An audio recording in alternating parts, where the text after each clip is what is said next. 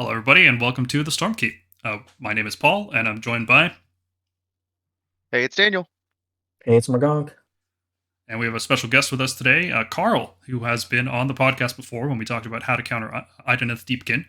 Carl, welcome back to the podcast. Thanks, guys. Happy to be here and talk about my second favorite army.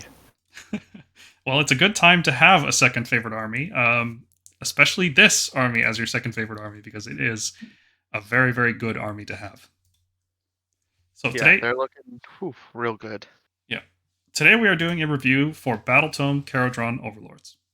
We will break down how the army plays, what it's going to be good at, what it's going to be bad at, and give you guys some sample lists. But first, let's talk about our sponsor, Kaiju Gaming Lounge. Dan, take it away. Heck yeah. Kaiju has sponsored our channel, and they've been a sponsor for a while now. Great sponsor. And to support them, support us, you can use the discount code STORMKEEP for 15% off on their website. And you can DM Carl, who different Carl than who we have on today, in our Discord for questions about international shipping. But it does support us, and my favorite part about Kaiju is definitely Carl and his community building. What he does, like when you support Kaiju, you support a whole community down here, and that's what's really awesome about Carl is he's a community man, a man of the people, and more importantly, he carries our merch. So Kaiju's Gaming Lounge carries our Deep Strike sticks. We got a 7-inch and a 9-inch side, so you can use that Thunder Strike 7-inch Deep Strike with the Annihilators, like you can see in our picture there. If you play Beast of Chaos, it helps out with that. And he carries our dice. You can see our awesome dice there, making that 10-inch charge, about to blow up a Bloodthirster. So, if you want to be cool like that, and like the awesome Annihilator player there, head over to kaijugaminglounge.com and check out our merch. It greatly supports our show, and they support our community contests. They give us our prizes for those painting contests, which you can check out. We've got one going on right now. Always check in our Discord. If you're watching in the future, you can check it out. But right now it's Painting Big Dragon. So hop in Discord, support Kaiju. Let's get started with this review. All right, let's start off with first impressions. I'm going to leave it here on the battle trait slide for a bit, but let's just say first impressions of the book. Going from second edition to third edition, what do we like? What do we not like? How well has it made that transition? And Carl, take it away, man. You're the guest of honor.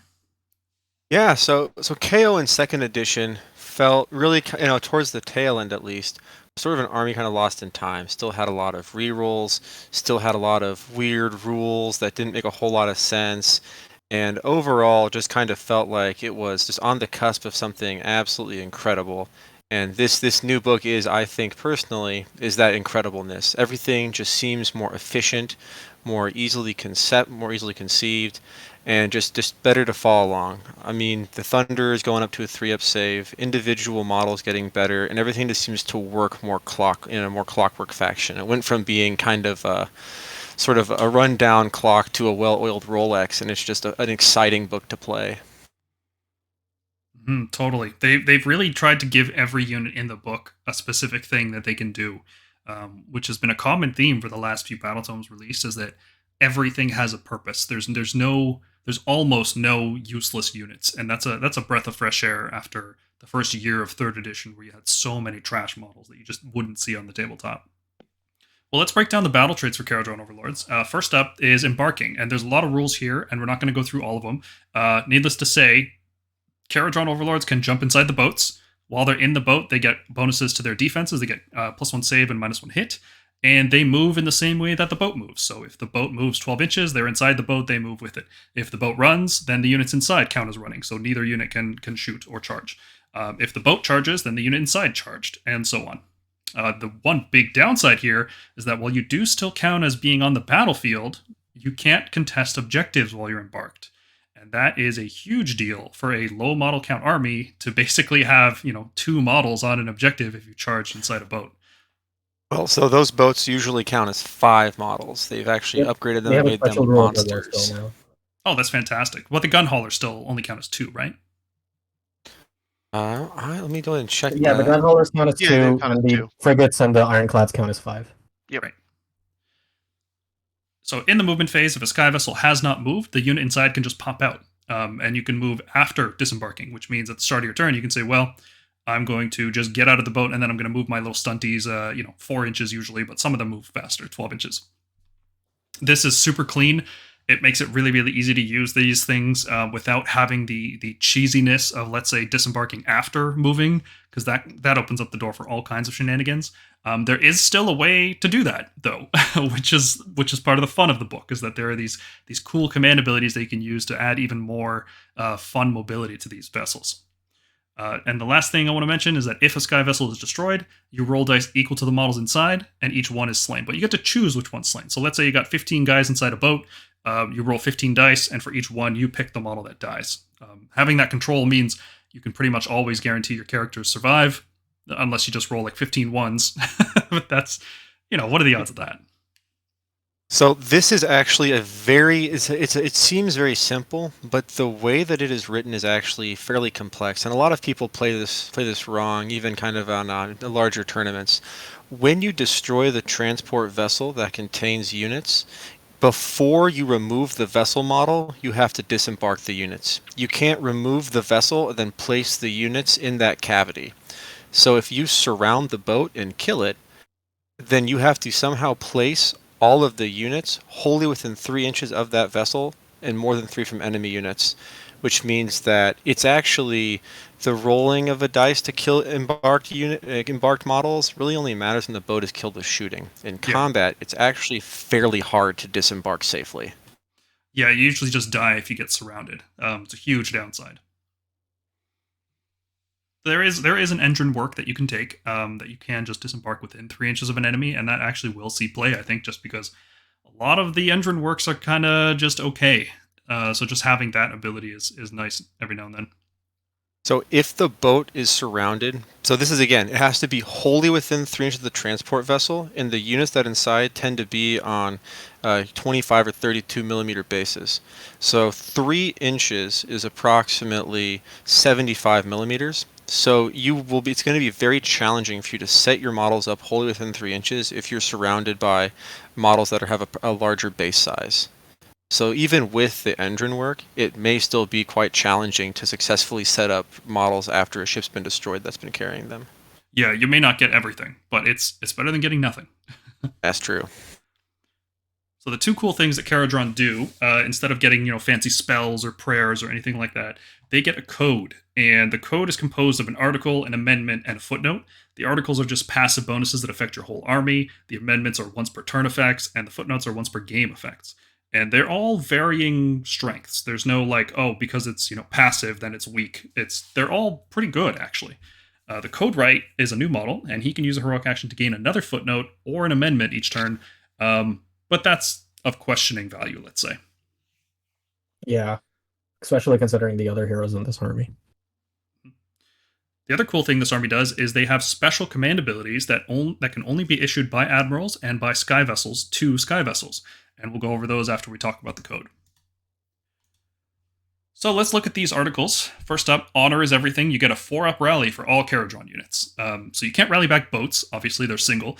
But everything else having a 4+ rally is very, very strong. This makes you incredibly resilient against any kind of shooting or magic damage. If they don't wipe you out to the last model, you can start reviving back every single hero phase. Top of your turn, top of your opponent's turn, you can just start rallying back. Very, very strong ability. Master of the Skies gives you plus 2-inch move for all sky vessels, which is pretty good if you go like heavy gun haulers, heavy frigates. Certainly not as good as a 4-up rally, though. That just seems like way better bonus. And the last one is Settle the Grudges, which gives you +1 to wound rolls against one enemy unit that you pick after deployment.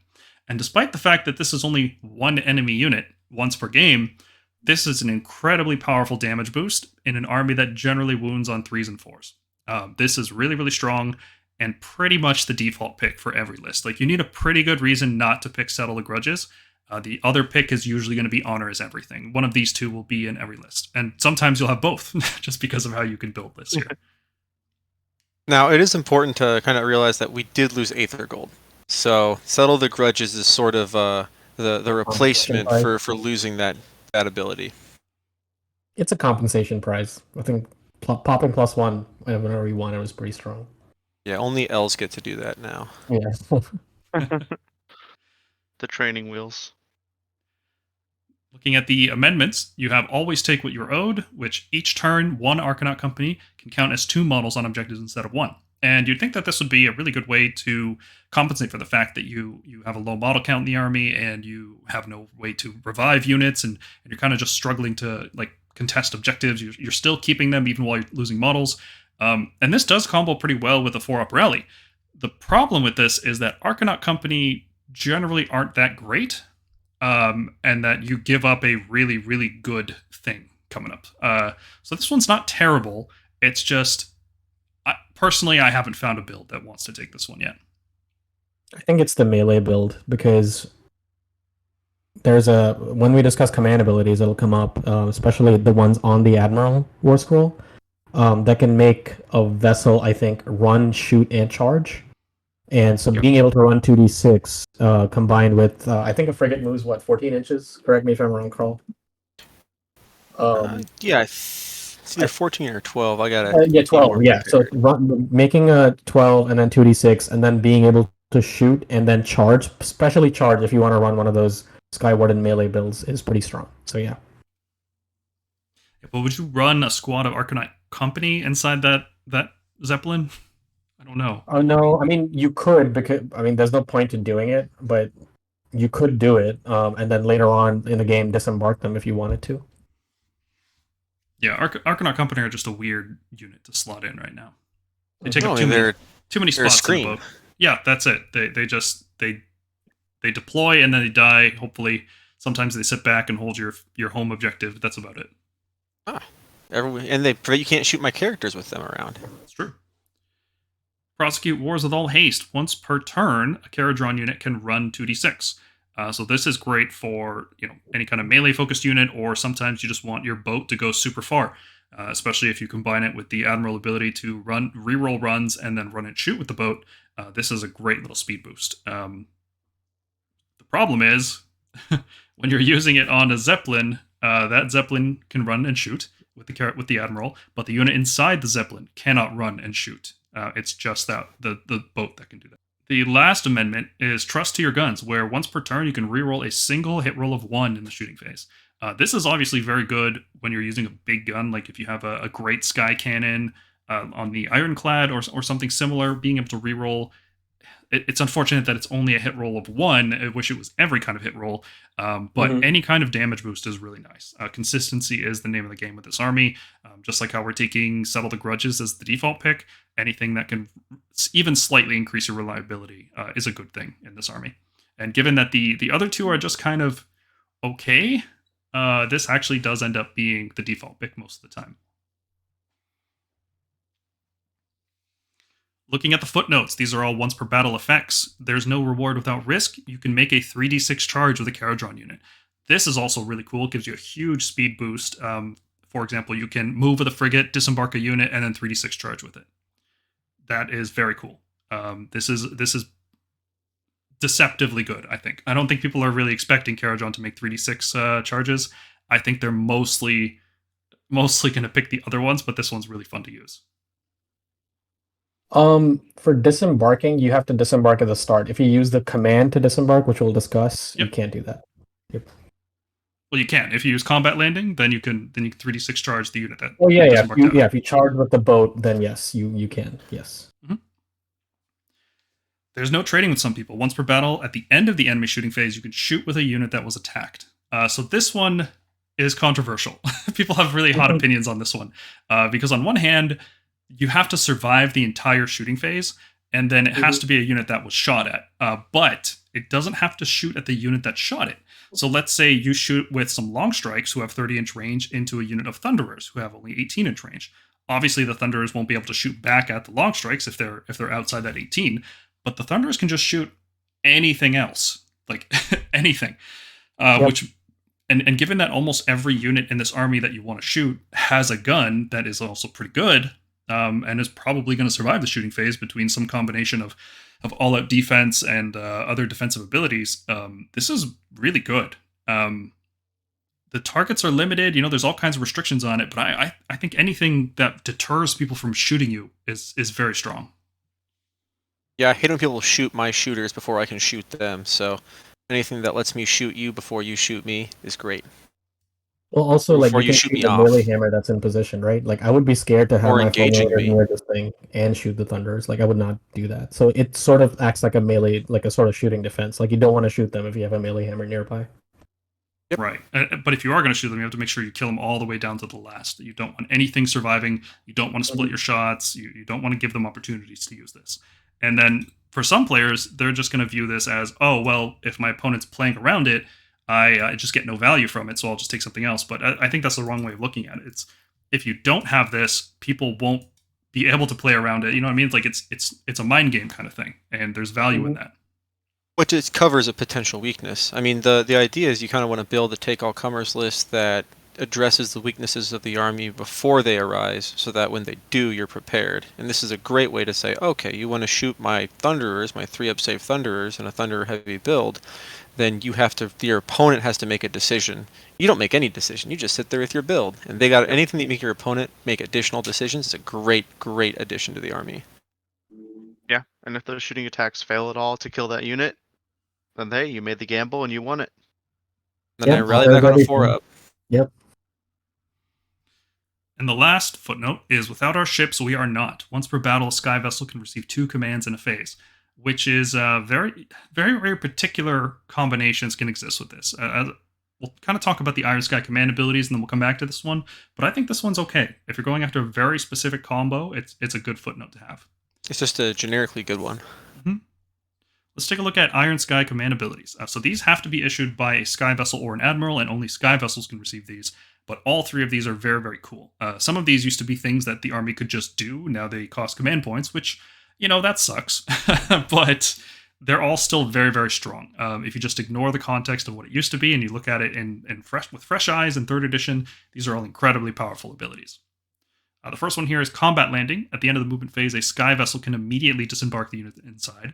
Normally, you have to do it before the sky vessel moves, but this allows you to move with the sky vessel and then puke out the unit that's inside. This is really important because a lot of the buffs to shooting damage, like the Argonaut Admiral or the Aether Chemist, can't be used if the units are embarked. So this allows you to just pop the unit out a little bit closer to the enemy because you can pop out wholly within 3 of the Zeppelin, and that can help you get you in range to shoot. Buff up your units with the Chemist and the Admiral, and then unload a whole bunch of like Ren 2, Ren 4 shooting. Very, very powerful ability. Fly high. At the end of the movement phase, a sky vessel that's not in combat can teleport more than 9 inches from all enemies and more than 1 inch from terrain. That last little bit is important because not being able to teleport to terrain is kind of a big deal in terms of where you can position. The fact that people can just use terrain to zone out your potential teleport offers a little bit more counterplay. And like Vanguard Paladors have this same kind of restriction. That's one of the reasons I don't like using Paladors. The unit sizes are just so small in this army. I think this is going to end up fine. Just being able to teleport a gun hauler to get a better shot or onto an objective, being able to teleport a frigate forwards, and then, if you use without our ships, we are not, you can issue then combat landing, and then you can disembark all the units, the models inside. I guess they didn't want you disembarking in cover, is my sincere guess. Because a lot of times that's what could happen. Like, you could just disembark a bunch of 3-up save Thunderers into cover, and then they would be on a 2-up save. Or just into range. Although I will say so with combat landing, there's annoying verbiage here. A unit that disembarks in this way cannot move in the same turn. So can it charge? It doesn't say make. It cannot move. So that was something to watch for. It can shoot. Yep, so that's the thing to kind of keep in mind, is that it's pinned in place and it cannot move. So people might try and have you combat land and then charge out of it. It's not something that's allowed to do. Yep, and it can't even pile in. I mean, not that it's relevant, but yeah. Yep. Mm-hmm. Last one here, this one's really, really strong. Disengage. In the movement phase, a sky vessel and all of its embarked units can retreat and shoot. This is a phenomenal ability. Normally, how you deal with shooting armies is you lock them into combat, and then they're forced to retreat so that they don't just die immediately. But in the time that you're retreating, not only are your engine riggers repairing your boat because now you're more than 3 inches from enemies, but the fact that you can keep shooting normally while you do it, and then when the opponent charges you, you can unleash hell on them again. This is really, really good. This is like the defining ability, I think, for Kharadron in terms of their play style. I love it. It's fantastic. This is part of my favorite combo in the book, and far and away my favorite Iron Sky command ability, even more so than Fly High, which is contentious. Tell us the Admiral combo. What do you do with the Admiral? Oh, the Admiral combo, I'm so happy you asked. This is a fun one. So say, your Ironclad is engaged. Somehow things are going awry. Now they've had to get through a lot of Unleashing Hell and Last Wording and Supremacy Mining to get there, but it's okay. It's your turn again and your opponent's salivating the chance to kill all your Ironclad. Heroic action. Admiral fights. Gets a free attacks with Galmaras because he's a dwarf and gets to do that. And then as he's disengaged, retreats out of combat, shoots into that unit, and you don't got to worry about fighting last because you're not going to go back into combat. Yep, really strong. Now, would you ever consider taking a Galatian command with the Admiral and like 9 Sky Wardens or Engine Riggers and just pumping a ton of damage in the hero phase that way? I really wouldn't, solely because I think for this army, being low drops is just the most important thing. KO historically have done very poorly when getting double turned, and I think to some extent that still exists in this book. Also, generally, just my personal playstyle, I don't like it when stuff can kill my models, so I mostly pick things that help me kill my opponent's models and keep mine alive so I can win the double turn in the game. So that's sort of just the way that I like to play. I'm sure some folks will come up with great combos for doing that particular thing, but it's just not how I like to play the game. I mean, there's already a lot of we'll discuss this when we get to lists, but yeah, there's a lot of 2-drops that exist in KO because 2 is not a bad place to be in this meta, considering the only 1-drops you see are like Lumineth now. And other KO lists, obviously. Oh, sure. Carl, KO, and Lumineth. Sorry. Yeah. I don't know how I forgot. The person who shoots first usually wins, so that's a big deal. All right, let's take a look at the Kharadron Overlords subfactions. First up here is Barak-Nar, which is like the default color scheme, which has all the fun special characters. This gives you Battle Line Thunderers, and at the start of your hero phase, each hero rolls a dice, and on a 4+, you get a command point. You can also take advantage of Barak-Zilfin, who has seen a big glow up in this book. I think he's a lot better than he has been in a very long time. He's actually good enough to see play, probably. I think so too. Yeah, so I just checked, by the way, Carl. Barak-Zilfin, he does not let the units inside do anything different. It's just that the Admiral issues it to 1 Sky Vessel, the run and charge and shoot, and he does it to 3 Sky Vessels. Yeah, I couldn't remember. So I have the book in front of me, and you're absolutely right. So the cool thing about Barak-Nar, more so than the command points, I think, because I think you can get by with enough command points just doing the normal thing in this book. Because the Admiral gives you some for free. But the really cool thing here is you can take Battle Line Thunderers without having to take the command trait X Grundstock, which we'll talk about in a bit. That's about the best thing I can see for Barak-Nar. The extra command points are nice, though, especially if you're playing against like Lumineth, who are going to cast a Total Eclipse on you. Extra command points lets you do more stuff, and more stuff is more gooder. But otherwise, Barak-Nar doesn't feel particularly too strong in any particular direction, just because the Battle Line Thunderers is marginalized by the X Grundstock command trait. What do you guys think? Barak-Nar, good, bad? Yeah, decent, like you said. I mean, it's all about like easily Battle Line Thunderers, and then you can take other command traits, which we'll get to in the enhancements section. But clearly, I mean, Thunderers, spoiler alert, are going to be very, very good for this book, and that alone puts it at A tier. Yeah, I mean, I feel like Barak-Nar is just one of those kind of generically good. It's not super inspirational. It's not something that I think, holy crap, I want to make an army about this right now. But it's also one where when I see armies that are taking Barak-Nar, I go, yeah, that makes sense. It's a good army. Battle Line Thunder shows up a command trait. Yeah, Just I was good. about to say.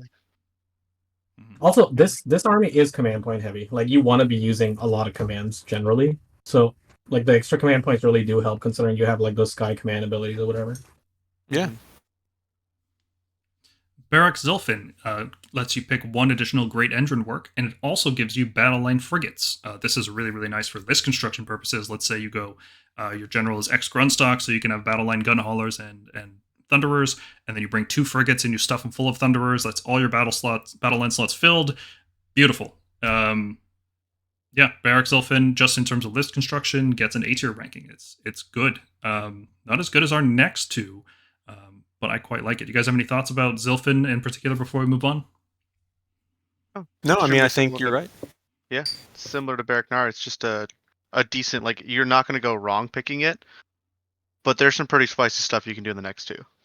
Mm-hmm. They're gooder things. Mm-hmm. So Barak-Zon is my personal favorite because it gives Skyfarer units +1 hit and +1 wound if they charge in the same turn. And I've always had the fantasy of Kharadron Overlords being this army that gets all the boys together in a boat. The boat runs up and shoots you, and then they all charge with the boat, and it's like this drunken dwarven raiding party flying in a burning zeppelin into you. And they've tried so many times to make this subfaction good, and they finally succeeded with this 3rd edition book, because getting a passive +1 hit and +1 wound if you charged is fantastic.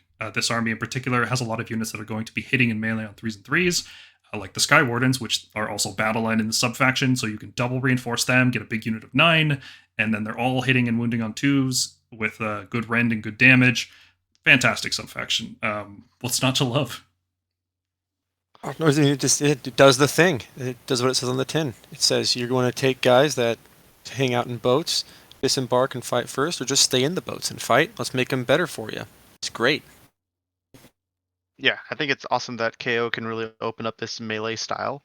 Like that's such a cool addition to the army and really adds some versatility that you really got to watch out at events like what KO are you planning for? Yeah, they can participate in multiple phases of the game. I think that's the most exciting thing about this book now. Yep. Yeah, if you play against an army that can shut down your shooting, like let's say the new OBR book with its -1 hit, -1 wound aura, and their heroes are basically immune to damage because they got the Immortus Guard near them, something like Barak-Zon fills that gap because you're able to charge in and deal the extra damage you need in order to finish them off. Except the Sky Wardens are damage 2, becomes damage 1 at rend -1, and then gets just eaten alive by OBR. I think you've still got enough volume to get through it. They're only 4-up saves. Maybe. The thing is, like, Kharadron doesn't have anything to disable their commands. No. Which is why Carl here likes taking Gotrek. I love Gotrek. We'll get to that. But yeah, the last thing I wanted to mention about the Skyfarer bonus here is that normally when you have an effect that's strong, it's a command ability. And this is not. This can't be stopped. If you charged, you just get +1 hit and +1 wound with every unit. This is fantastic. Barak-Urbaz, I'm pretty sure I pronounced that wrong. That's okay. Is our other S tier faction. The bonus you get from this is you get an additional article.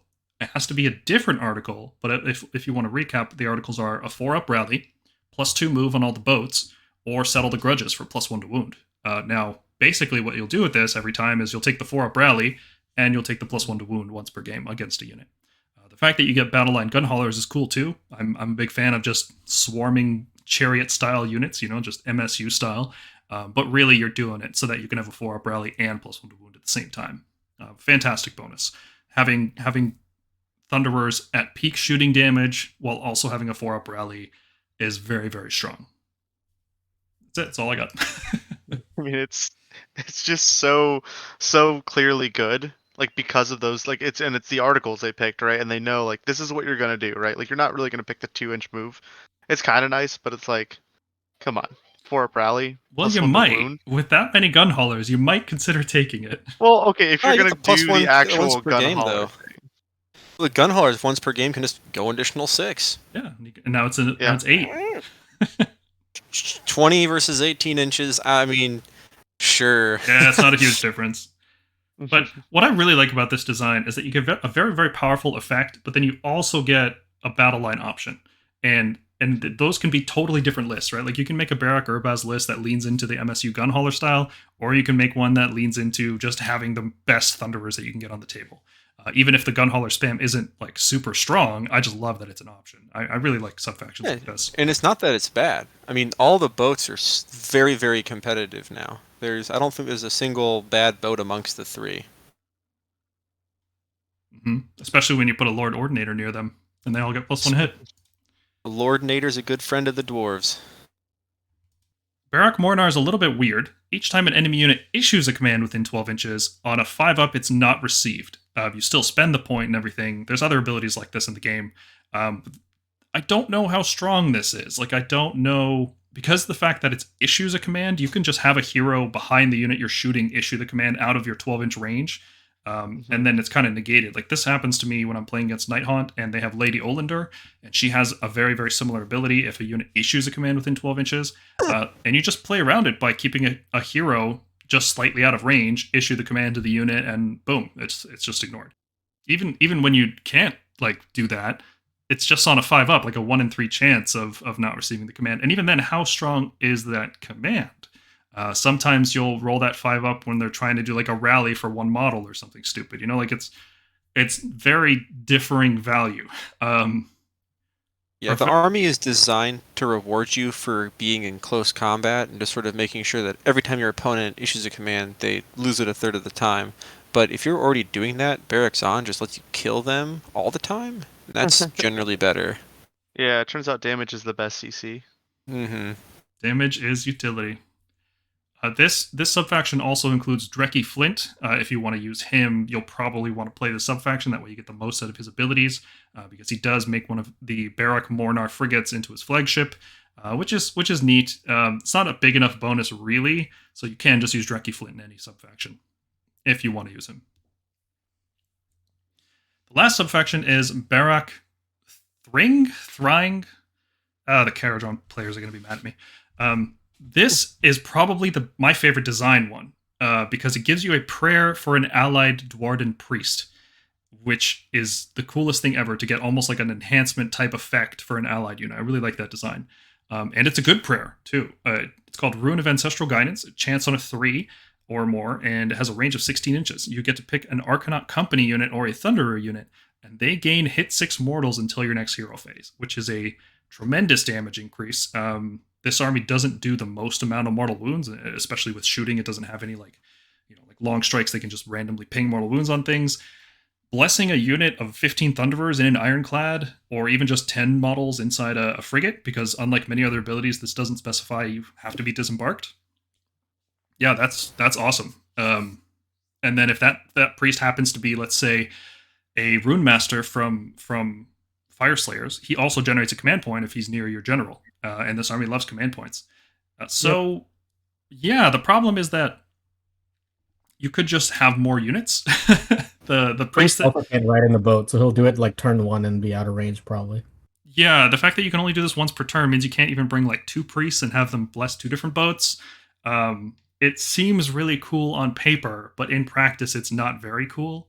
It's not very good. But man, do I just love that idea that you have this like coalition of dwarves working together. You're bringing Fire Slayer prayers to buff up your Kharadron. I love it. Thematically, it's a huge win.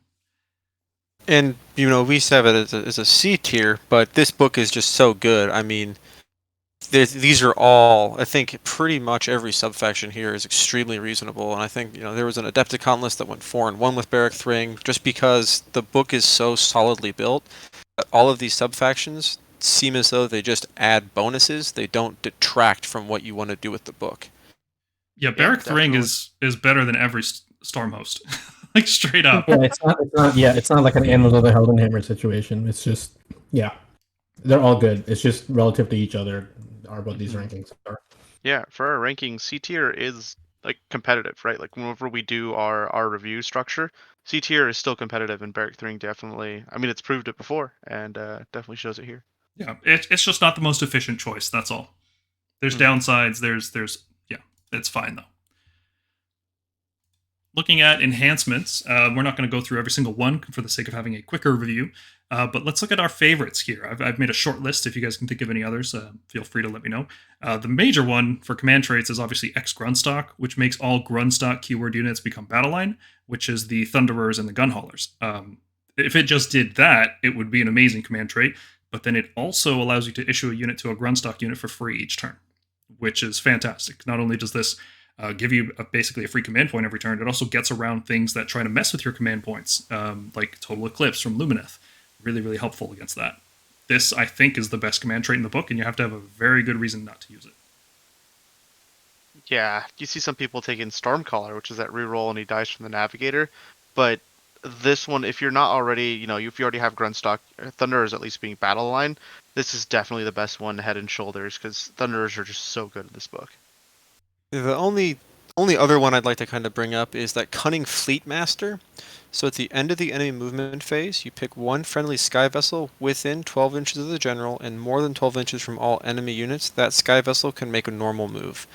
This is a fantastic way for turn 1 to get into range for something like a Purple Sun throw, or some other kind of cheeky shenanigans with disembarking and charging or getting into position. It's just a very, I mean, it's not, I don't think it's quite on the same tier as Grunstock, but I think this is one where when I build armies, I think to myself sometimes, hey, this might be something to consider. Oh, so something like a B tier trait, right? Something where you'd use it in certain niche situations, but it's very good. Absolutely. It's a little risky because it only activates in the enemy movement phase, and if they're getting a turn, that's opening up to you to potentially taking damage. So you have to hope it's not something that's fast enough that it would get within 12 inches so that you can't activate the ability, but not something that's also punchy enough that if it gets within 12, you're also going to take damage. So it's just a little risky. It's inconsistent, but it can be very good for sure. In terms of artifacts, the 4 here that I've listed are my favorites. There's other good ones too. I just don't think they're good enough right now to see play. But the first one is the Celestium Burst Grenade, which once per battle at the start of the shooting phase, you pick an enemy unit within 12 inches, and on a 2-up, it can't use ward rolls. Very, very strong damage increase because you're trying to do as much damage as possible with shooting before your opponent can hit you back. Being able to shut off wards is becoming increasingly better and better. Most of the time, you'll get rid of like a 6-up or a 5-up ward, but in the rare cases where you get rid of a 4-up ward, like if you're shooting Celestian Prime or something, you're going to feel very, very good that you brought this. And then sometimes you're going to roll a 1 and you're going to feel like an idiot. But, dice game. This is one of the few abilities that I'm okay with being on a 2-up. Because it's just so powerful. Next one here is Spell in a Bottle. This has to be brought by an Aether Chemist. Once per game, you can automatically cast an endless spell, and it can't be unbound or controlled, which is interesting. But the spell doesn't cost points. And since the Chemist costs only 80 points, and if you pick a spell that costs 80 points, you're effectively just getting a Chemist for free, and the Chemist appears near wherever you want the endless spell cast, really. And it's not controlled by the bearer. It can still be controlled, so like by your opponent or by you on your turn at the end of the hero phase. It just can't be controlled by the bearer. Just to clarify, GW actually putting in a clarification. Fair. Which is weird because this works the exact same as it did in the last book, but now they just spell it out to make it extra clear. Yeah, just to make sure no one messes it up. Mm-hmm. To make sure nobody uses a Purple Sun wrong. Spell in a Bottle is fantastic. Some of the best spells to use with it, obviously, one of them is Purple Sun. It's got a couple range issues because it's a limited threat range, but on most deployments in this season, you can probably drop a Purple Sun round 1 and still get in range with stuff.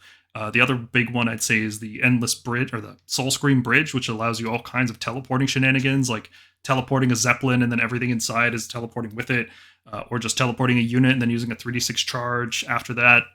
There's a lot of shenanigans you can do with the bridge. Teleporting a unit out of a boat. Yeah, that's another fun one because they count as being on the battlefield, so you can basically disembark with that, which is fun.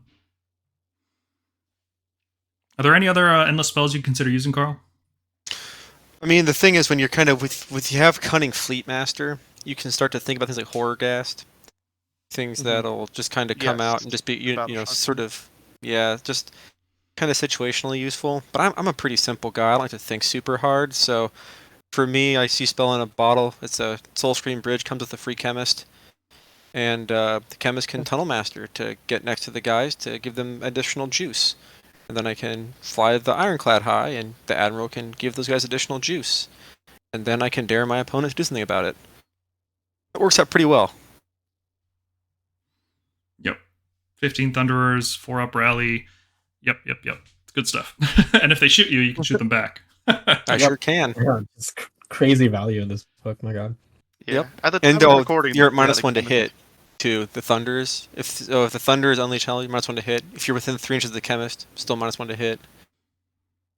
It's not easy to kill the Thunders. Unless you have spells. And that's where this next artifact comes in. I mean, yeah. The Voidstone Orb. It has to be brought by a Navigator. And once per battle, they can automatically unbind a spell. So this is the next best thing to just bringing a Knight Incantor in your list. Maybe just consider bringing a Knight Incantor instead. right? Like 120 points versus 85 for the Navigator. Okay, that makes a difference. But the Incantor also can cast a spell.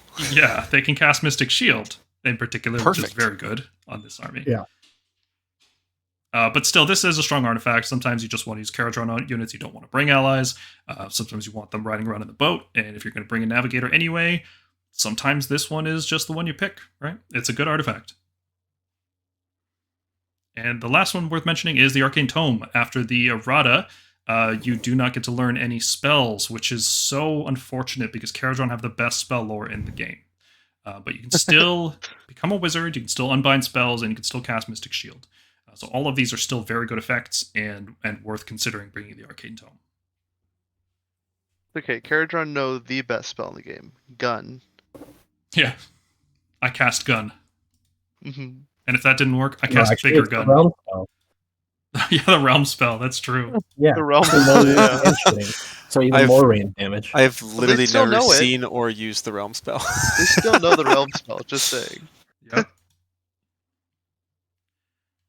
Looking at the Great Endrin Works, these are unique enhancements that can be taken by your ships. A lot of these are repeated. For example, the Magnificent Ominous Scope gives you +2 move on your Ironclad and Frigate. The Prudency shoots if the Zeppelin's destroyed, then no models inside are slain, and you can set them up within 3 inches of an enemy. Like you said, Carl, they still have to be set up wholly within 3 of the Zeppelin, which can make it tough. But it's better to set up some models than none. The real standouts, I think, are the last word for the Ironclad, which at the end of the enemy charge phase, you can pick an enemy that charged within 3 inches and shoot with the big gun.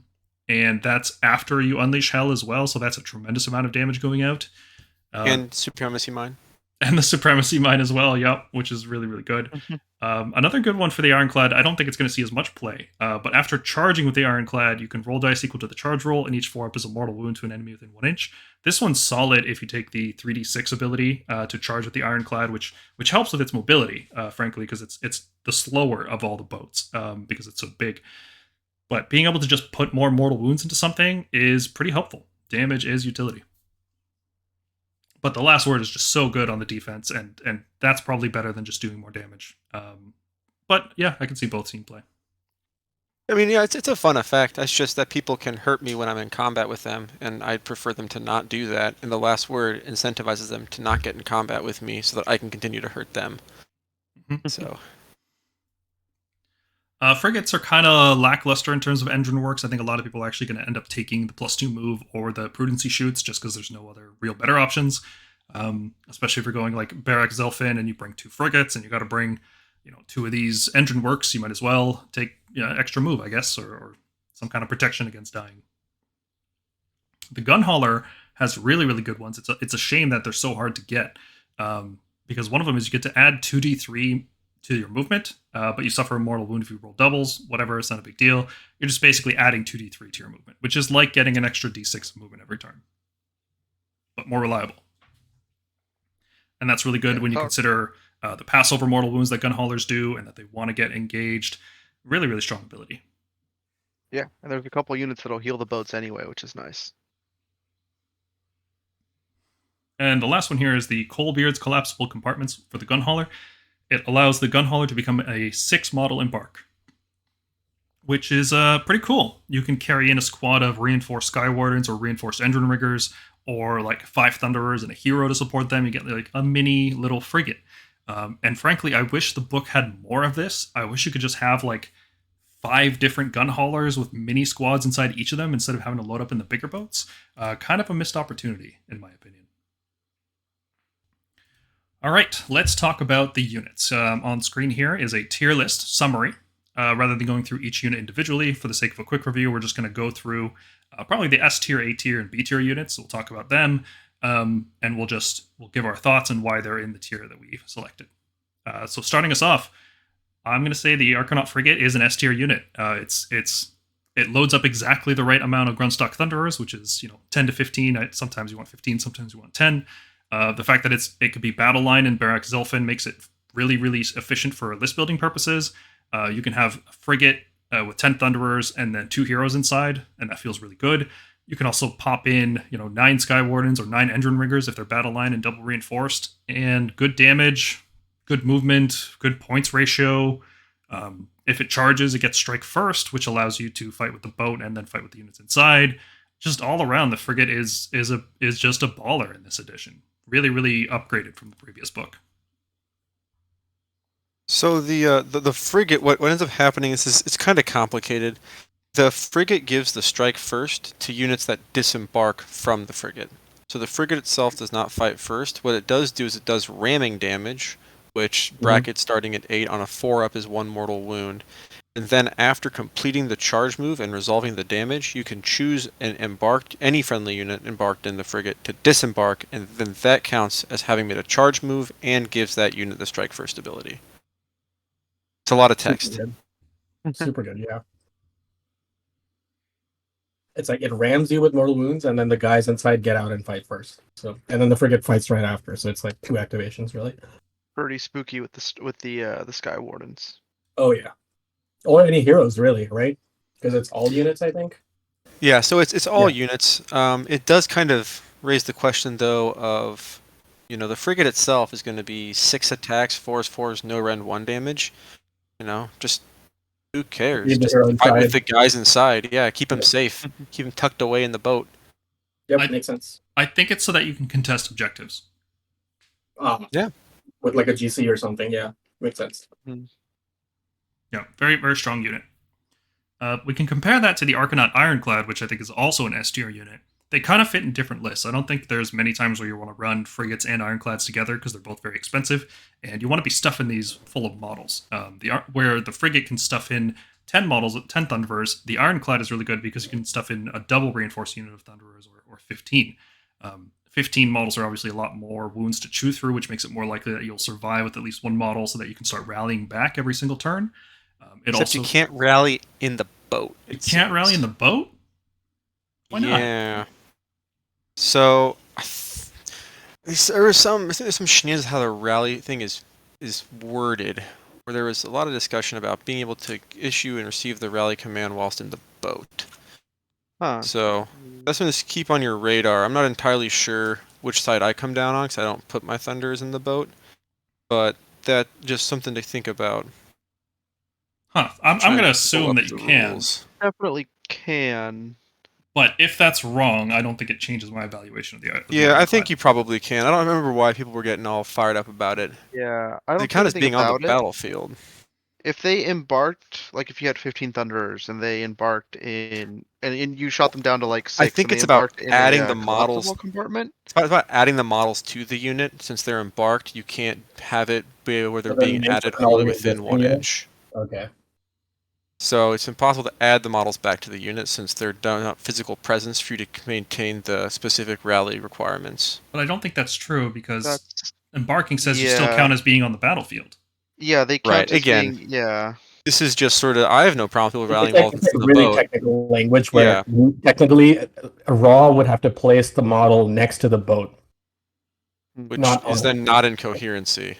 Yeah, so it's like you can't. So you would have to have like whatever rally models you have outside the boat instead of saying, okay, whatever I'm rallying back is inside the boat, Well, because the boat is what counts as your unit. Why wouldn't that be in coherency? Because it would have to. You would have to place You the can't unit half half the unit embark a outside the boat. unit. You can't half it. You can't play half garrisoned. You can always only be full garrisoned, or no garrisoned. It's one of those things where if you don't really think too hard about it and play it the way it was Yeah. obviously intended, then it's never a problem. But if you want to make it a problem, you can annoy a bunch of people before they rule it against you and just say, don't be a dick. Okay. Yeah. Well, let's just assume you can rally while you're inside the ironclad. Yeah, that's a And pretty Yeah, safe you bet. Definitely. So yeah, I think the ironclad's fantastic. It's big, it's bulky, it fits a lot of dudes. It's got the last word. Pretty much every time you take the ironclad, you're going to take the last word with it. So it does a lot of shooting damage when you get charged. The more wounds is actually a big deal, like because of how healing works in this army with the Endrinriggers, and how effects scale with wound size. Like having more Thunderers inside to rally back is good. Having more wounds to heal back is good. It's just like more and more damage that your opponent has to do in order to eliminate this completely. And if you don't eliminate something in a Kharadron army, it's going to just start repairing and rallying back. It's Shooting don't bracket on the boats. Yeah, that's another thing, is that when you get it down to its last wound, it's still shooting you just as well. And it's retreating and shooting you. You can't tie them down. Honestly, the ironclad is like just like a really, really cool looking model, which is why I'm really excited for Cities of Sigmar, because I hope we get a walking church like that. You know, You like the won't. Church of Sigmar that runs with Wow, Carl. I'm gonna just get this out of the way. No shot. But You heard no, it here first. You heard it here first. but yeah, and like 41023. it's got a weapon options wise. I think it's got like a great sky cannon with like 2 shots at like D3 plus 3 at -2 rend, or the skyhook is not something you take because D6 damage is awful. Ask anyone who runs Stormdrakes. Well, But you 6 run the versus great volley. monsters. You run the great volley cannon. You run 46 shots at 3s and 3s, -1/1. So just a Gatling gun that just mows people down. It's really good. Yeah, I did the math at one point, and should you charge the Ironclad with a unit with has a 4-up armor save, after all the Unleash Hells and Last Words and the Mines, it's about 15 wounds that I'll deal to you. Yep, important to have a higher armor save against this army for sure. And you can do that, unlike with Unleash Hell, where you can only shoot at a unit that is within 3 inches, and it specifically says if there's a unit within 3 inches, you can't use Unleash Hell. Last Word is just, you get to do it anyway. Like, it doesn't matter how many things charge you, you still get to shoot one of them with Last Word. Yep, it gets past roar, it gets past turn off commands. Pretty good. It's also super helpful if people want to charge the Thunderers, and my Ironclad is 3 inches, 2.9 inches behind them, and then you eat the Unleash Hell from the Thunderers, and then the Last Word from the Ironclad. It just, everything compounds on itself. It's so good. Yeah, if they disembarked, they are always wholly within 3 inches, so you are always going to, well, I guess you could end a half-inch out, but you'd want to put them, close enough Yeah, to do this. 2.4 inches away. Yeah, 2.4 inches. Yep. The other S tier unit is the Grundstock Thunderers. They just do the best damage output in the game from ranged. The fact that they have a 12-inch shooting range instead of a 9-inch like the Arcanaut Company is a big deal. That means all of their shots can land, even if you do a fly high, or if you teleport with the bridge. All of these things are a lot easier to do than trying to get within 9 inches with the Arcanaut Company. They have good shooting damage. It gets even better if you have an Arcanaut Admiral and an Aether Chemist with them. They have they can benefit really well from the 4-up rally. They are -1 to hit if you unleash. They can do mortal wounds in the combat phase. 3-up saves. Where do I stop with this unit? It's just so good. Don't forget the D3 mortal wounds at the end of combat per auto-hitting flamer weapon that I take in there. On a 2-up. Yeah, everything Grundstock Thunderers do is great. I kind of wish they weren't so great because I wish Arcanaut Company were a viable replacement. Like, I just like the idea of a whole lot of boys inside an Ironclad. The fact that you are limited to 22 is kind of a big problem, I think. But that's okay. Maybe they'll fix it in the next book. Yeah, Thunderers seem to be the heart and soul of KO right now, and part of the reason why the frigate is so good, honestly. Yeah, in terms of weapon options, Carl, would you pick the mixed weapons, or would you go all Aether Volley guns? I always mix them up. The mixed weapons give you just pretty much consistent, constant value across the entirety of what Thunderers want to do. So, kind of when you're making the Thunderers, the rifles wounding on a 4 is pretty painful, especially since you only are going to be winning on that 3 against that one particular unit of your opponent's. What's really helpful, though, is the Aether Cannon, 1-shot, 3s and 2s, -2 for 3. That's crazy. Also a great target for rerolling a single hit roll of 1 per shooting phase. That's nice. The Fumigator, if you say you're playing something that is minuses to hit, I automatically hit. D6 hits, and that's going to be at just 3s to wound. Sure, it's no rend, but at the end of the combat phase, I can pick one enemy unit within 3 inches of a model, which is armed with a Fumigator, and then on a 2-up, that enemy unit suffers D3 mortal wounds. Unit of 15, I have 3 of these, so I'll just do a bunch of mortal wounds at the end of combat. Just happens. In addition to flaming with Unleash Hell. Yep. It's just so good. And then the Grundstock Mortar may not have the rend that this rifle does, but it has the range. And if I'm shooting a unit of roughly, I think the math comes out, if it's 3 or more models, it's actually better than the rifle. And if it's 5 models, then it's just way better. And so it's just all of the special weapons add something that the rifles don't really do. I think my personal preference is to run 1 less mortar and 1 more rifle. That's just entirely a personal thing. I don't think it really matters anyways. I think 2 mortars or maybe 1 mortar in a unit of 15. I mean, against something like a Horde army, it's pretty good. Like, just you get 5 attacks, so why not? In terms of S tier heroes, we have the Arcanaut Admiral. I think he's in every list, right? I don't think you build a list without him. He just does too much for this army. He's the Lord Relictor. Boom. Yeah. He's got He's the heart and soul of the army. He's got great Free command stats. points, lets you run and shoot charge. Lets you. I think it's what's the one that adds +1 to the missile weapons? Is that bring every gun to bear. So if something did not receive fly high, if you just move with it, he can add +1 to their missile weapon attacks. Just really strong unit for 125 points. Well, it has to Really remain cool. stationary. The boat can't move at all. Oh yeah. He can also pump up once per game any Kharadron unit. I think just Skyfarers actually to get Any +1 unit's not a rend. sky vessel. Yeah. So basically Skyfarers. Basically, it's just say Thunders. You can just say it's Thunders. Sometimes it's going to be Sky Wardens or Endrinmakers. What? There's lists without Thunderers. These lists are real. They exist. I promise. refuse to see them. I just blind to those. But yeah, Admiral is fantastic. He can nominate a flagship, so he issues a command to that for free. If you give him X grunt stock, he's issuing a command to a Thunderer unit for free. He's issuing commands to sky vessels to let them run and shoot and charge, which is of questionable value if the units inside can't shoot and charge, but that's still okay. More movement is always good. Yeah, fantastic character, and he's only 125 points. And for some reason, he bonks. Yeah. Bonks. Yeah, he does. He's got 3 3 attacks attacks. with 3s and 2s, -2 rend, 3 damage. So he's basically a Celestin Prime at level 1. It's crazy. Now, Brokk will tell you that I will always roll at least 2 1s on his to hit Yeah. roll. Oh, but yeah, he's every time. Still good. And he's got a good pistol, I think. 9 inches, I think 3s and 3s, -1, 2 damage. I mean, Yeah. Just everything he does is good. It's like the Lord Imperator's like, what am I doing at 170 right now? D6 attacks that sometimes do D6 something. attacks, yeah, good lord. Hey, now I'm only movement 4. No, you're not. You're moving Yeah, no, you're not. You're in your boat moving Your movement anywhere, let's be all honest. of them. Yeah. The other S tier hero is the Aether Chemist. Now, I don't think he's going to be in every list, but he's pretty much going to be in every list. There are going to be some situations where he doesn't make the cut, but he is just so good at what he does, and he's so cheap at only 80 points. Fantastic.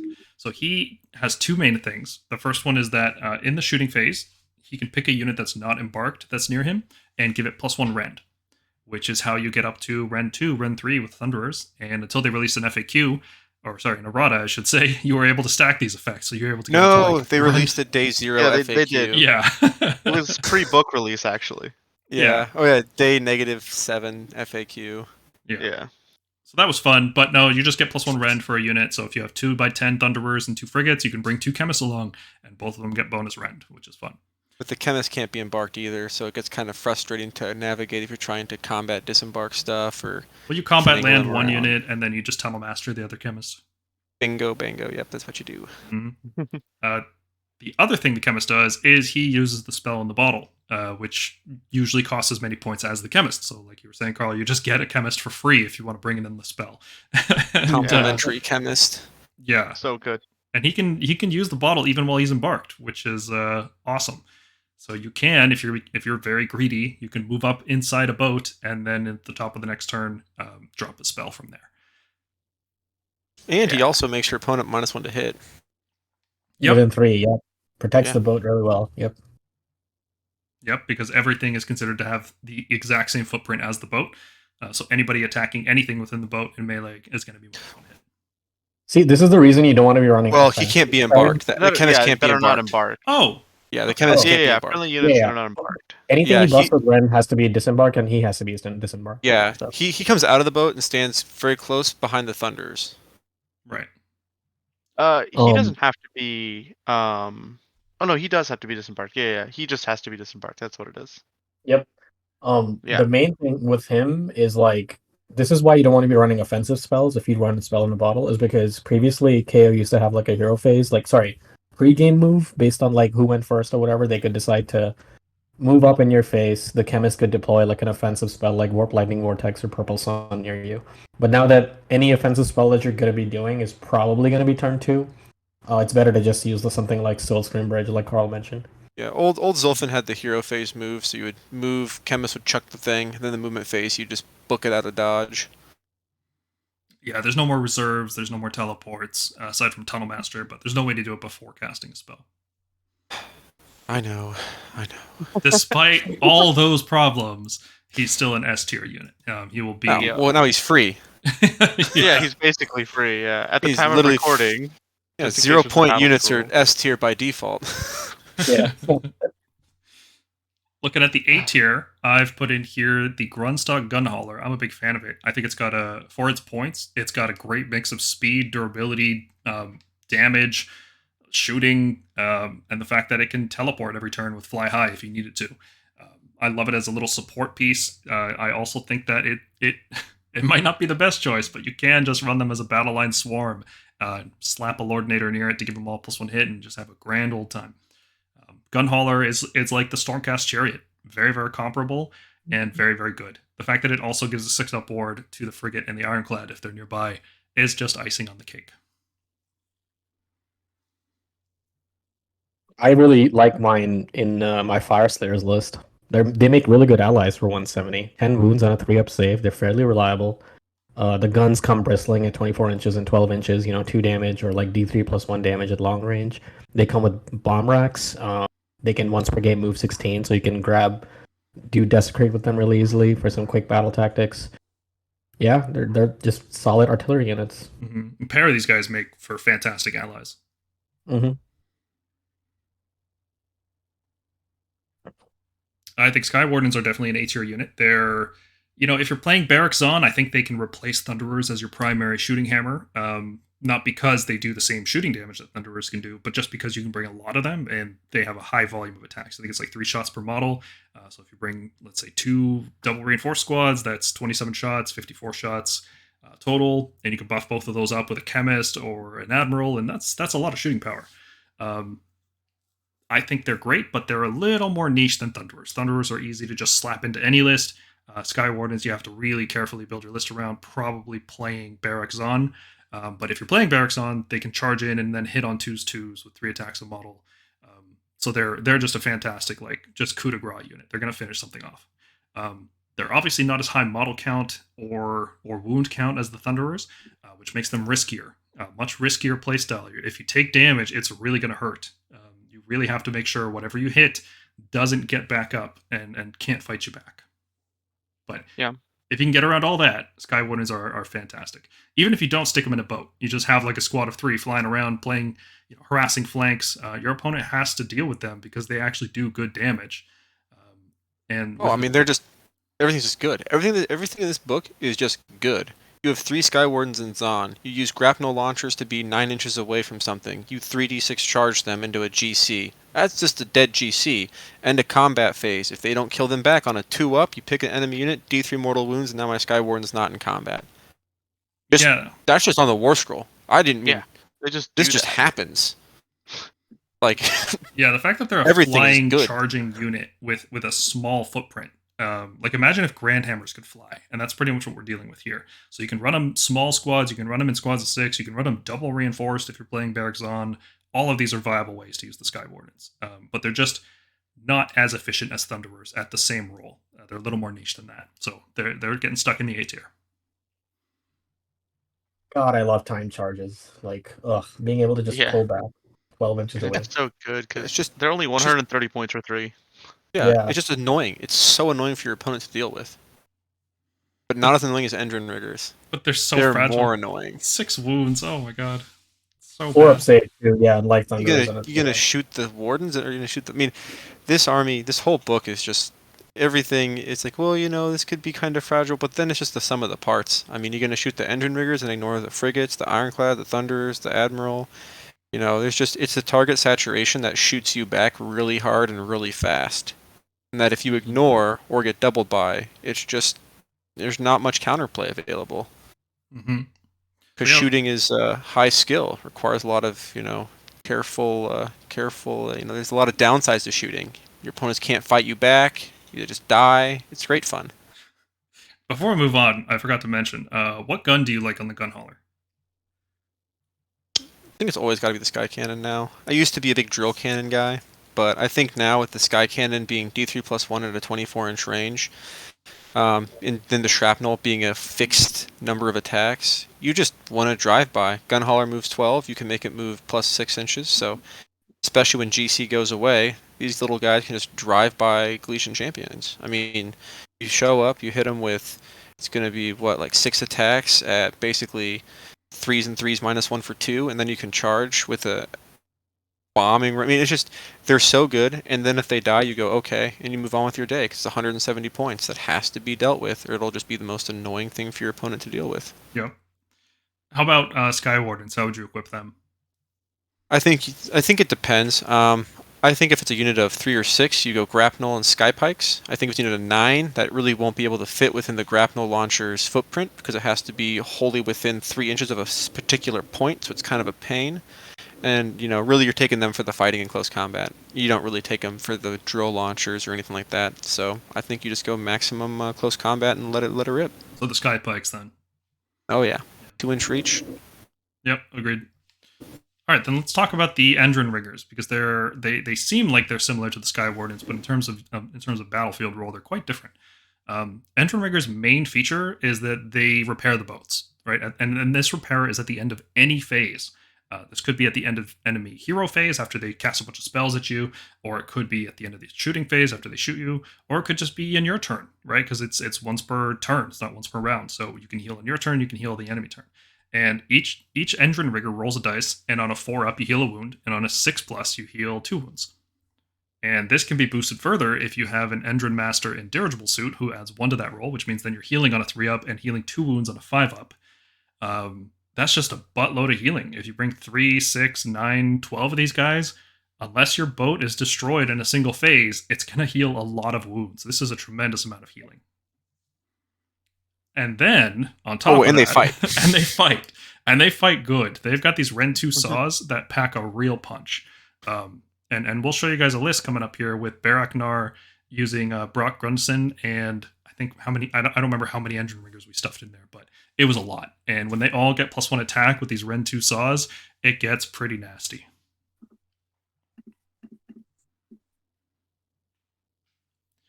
The other A-tier hero that we put in here is the Etheric Navigator. He doesn't feel quite as useful as the Admiral or the Khemist. He has an Unbind, which is nice, and he has this weird Stormcaller ability, which is you roll 6 dice, and then for each 1, you can move one of your boats, and then for each 6, you can half the movement of a flying unit. Well, can you guys read this? Oh, not a flying unit. Just no, any no, unit. no, no. Just any unit. Within 30 inches. Yeah, line of that's sight. huge. Yeah. Halving movement is so good in this game. It's, yeah, I mean, this is also he gives you the way to do it, to dispel and unbind. And then, yeah, the read the winds. Now, what's kind of important to Aether Storm, another kind of point of contention. If I roll a 1, I pick an enemy unit within 30 inches invisible to me. You take D3 mortal wounds. If the mortal wounds are allocated to the unit and not negated, then I have that characteristic. If I do 1 mortal wound to a Varangard unit that saves it, nothing happens. Yep, that's correct. I think a lot of effects are worded like that, and so yeah, you do have to be careful about it. It's not just an auto apply. Mm-hmm. But it's pretty close, and he's pretty cheap, and you're gonna probably take one. Because honestly, the other thing too, D3 plus 3 inches on a sky vessel is great. That's just giving you more mobility. Yep, it lets you deploy further back pretty reliably. You can have an Ironclad sit further back out of enemy ranges, hit stuff from 30 inches away, while they have trouble getting to within range to hit you. Really, really good. Like, he's an excellent hero, but he's definitely a third string hero because you want the Admiral to just juice up all their boats and make everything run smooth, and you want the Khemist to pump up your guns and come with a free endless spell. So the Navigator often becomes the third string hero in lists, and that's fine. He's still an excellent pick. Looking at the B tier, we have Arcanaut Company, who are sadly too numerous to fit efficiently inside boats. You can choose to put 10 Grundstock Thunderers, 9 Sky Wardens, or 10 Arcanaut Company inside a frigate, and that's a very obvious choice. You're just not going to put the company in there. So you end up kind of in a weird space for Arcanaut Company. They're a cheap battle line unit. They do give your heroes access to Key to Victory, but then so do embarked units of Grundstock Thunderers if you have X Grundstock command trait or you're playing Barak-Nar. They are basically relegated to being a screen, something cheap that can sit in the back and hold objectives. They take 10 wounds to wipe out instead of 6, like a Sky Warden or Endrinrigger, and that's about all you can say about Arcanauts. And that's about the only bad thing I have to say about this book in general, is that Arcanauts are just kind of underwhelming. They really wish they were a better unit. People don't respect them as screens sometimes, and then they get hit with the Sky Pike that's 3 attacks at 2s and 3s -1 for 2 damage, and then they feel sad. They're screens, but you gotta kind of respect them a little bit. Yeah, they're like Liberator screens, right? They've got the Prime in there. Sometimes he swings high. Yeah. Yeah. That's about all there is to say about him. Pretty much. The Endrinmaster in Dirigible Suit. I'm a big fan of this guy. We did put him in B tier because he's so expensive compared to everything else in the army. Like, he's actually the only hero that feels like he's at the right point value at 170. Comparing it to, like, you could bring 2 Chemists for the cost of this guy. So, like, he has to do a lot, and I think he does enough to see play sometimes. So he's got pretty good guns that can scale pretty well if you take the command trait for him. A command trait that we didn't talk about, but it gives you it doubles the damage that your hero does against a hero. So that's pretty fun. He also, just by being there, he makes Endrinrigger's battle line, which is great. And he also adds 1 to the roll for Endrinriggers, which is fantastic. So overall, a neat little utility piece, especially because he doesn't need to be in the boat, right? Like, if you only have 12 models in a Zeppelin, if you have an Admiral, Chemist, and 10 Thunderers, let's say, the Endrinmaster can just fly along near it because he's fast enough to keep pace, and then he's got guns too, and so he's a nice little support piece. What do you guys think? It's all right. It just seems like it's hard to fit him in lists when you have such good, like, the 3 heroes up top, right? Like, if you're gonna run more than the 2, or you really want to run the Navigator before you run this guy. I think a little bit too often, and 170 is definitely a fair point value considering the Chemist at 80 is, gosh, that's such a steal. Yeah, I think this guy just gets overshadowed. I think you can take him in place of the Navigator every once in a while. If you're not taking any of the Navigator artifacts and you don't really value, like, that 6 dice roll, being Or the able Dispel. to Or the Dispel. Yeah, he you can can, avoid because storm more. there's a heroic action for that. You can actually, like, being able to heal wounds on an Ironclad, especially when, like, this is your only healing unit or something. Like, we're gonna talk about lists next, and, like, the space for list building is pretty tight. You can't just, like, bring everything, like Endrinriggers to repair a melee unit, like something melee heavy that can perform melee actions for you, and all the 15 Thunder shooting. And plus, he makes, like, Endrinrigger repairs better. So even if you take just, like, a min squad just for utility, he makes them better. He, I think, repairs them 3 wounds. He's not bad in combat. He's got a few, like, shooting attacks to, like, pepper damage on the opponents. He's got a 12-inch move, 3 up save, 8 wounds. I do believe that he counts as a GC. So he's the best GC in this book. Yeah, he seems like the toughest, fastest GC in the book, and it's like, yeah, like, I don't think he's bad at all. I can see an Ironclad only list taking him in place of the Navigator. Sure, because you really do get value out of the healing. You got to chew through all those wounds. I could see it.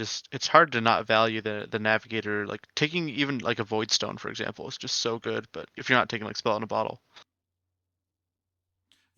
Yeah, he's fine. Nothing wrong with him. There's just more efficient choices. And he's not even overpriced. Everything else in the book is underpriced. Yeah, like, he's just just apparently, good. like, Lord Imperatant cost, and he's excellent. Like, yeah, he's good. He's good. Let's talk briefly about the C tier models. The Code writes the new unit. He gets to use a heroic action to try to generate you a new amendment or footnote. The amendments and footnotes are probably the worst parts of the Code, and I'm not sure which one you would want another version of. I can't really. There's going to be, like, one specific combo that he fits into where you're fishing to get a specific thing, but even then it's not reliable because you still have to get a 2-up or a 5-up for the footnote. I mean, the combo is basically you just swap around the footnotes. So if you don't, if they have shooting, you want to swap to there's no trading. These footnotes are usually once per battle, so they are once per battle. So just being able to switch them around gives you more value. But it's just he's cost a lot of points for something that's sort of like a Rube Goldberg with, why don't you, if you want a particular footnote, just take it. Yeah, the footnotes aren't strong enough that you want both. And the fact that you have to use a heroic action to do this is cool because you could do it reactively on your opponent's turn, but nothing's really reactive about it, right? It's not like you're going to take a footnote that's totally going to give you something cool against an opponent. If you want the anti-shooting footnote, you're just going to take it. You don't need to waste your time on that. So he's kind of just meh, right? Which is unfortunate because he's a cool new model. Barak-Zilfin. We've put him in C tier here just because Barak-Nar is just okay. Barak-Zilfin is a melee hammer. He buffs up your other melee units, and the problem with that is that Barak-Zon is how you want to buff your melee units. Playing a Barak-Nar melee list is not the best idea. Feels like Barak-Zon just does it way better. And then Brokk comes in as an expensive piece, who's also not a champion because he is a unique unit. So he can, he can buff up melee. He can make 3 boats, run and shoot. So he's kind of all over the place, right? He can work with gun hauler spam. He can work with melee units. But the thing that he doesn't work with that is good in this book is the gun, like Thunderers and an Ironclad. Like Brokk doesn't really play into that very well. So yeah, C tier.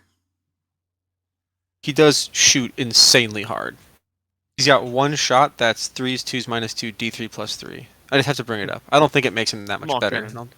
It's just like It is at 18 Yeah, inches. it's like a Nice. 30-inch range. Like, it's not bad. And then he's got 6 shots at like 3s and 3s, -1/2 damage.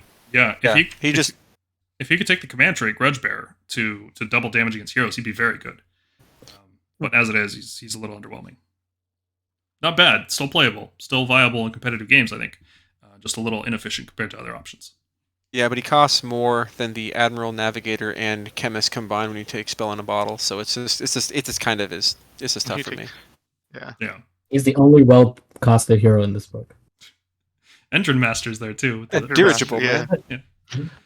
Dirigible. Drekkie Flint has a cool thing where he can steal enemy artifacts. He makes a flagship, and I don't know. I'm not really feeling him. He's just a little underwhelming. I do like that artifact thing. Like, being able to shut off artifacts is huge. There's a lot of powerful artifacts in the game. Maybe less now that Arcane Tome has been nerfed, but there's still a lot of good artifacts. Yeah, but he can't be embarked to do it. And Yeah, he's got to be all the way in there. There's like 6 things that have to happen for this to go off, all of which require your opponent to not see it coming. And it's on a 3-up. Yeah. It's not even on a 2-up. Yeah, Oh. it was 2-up. I So- feel better about. Yeah, so you're fighting their big bad hero with the 6 wound 3-up save guy who's not in the safety of the boat, and you're trying to hit a 3-up. Sure. He doesn't have any other like good fighting rules. It's just Yeah, it's like the one to the he adds 1 to the damage of his 6 flagship's attacks boarding weapons. that are 4s, no rend, now 2. Yeah, like who cares? Like that's bad.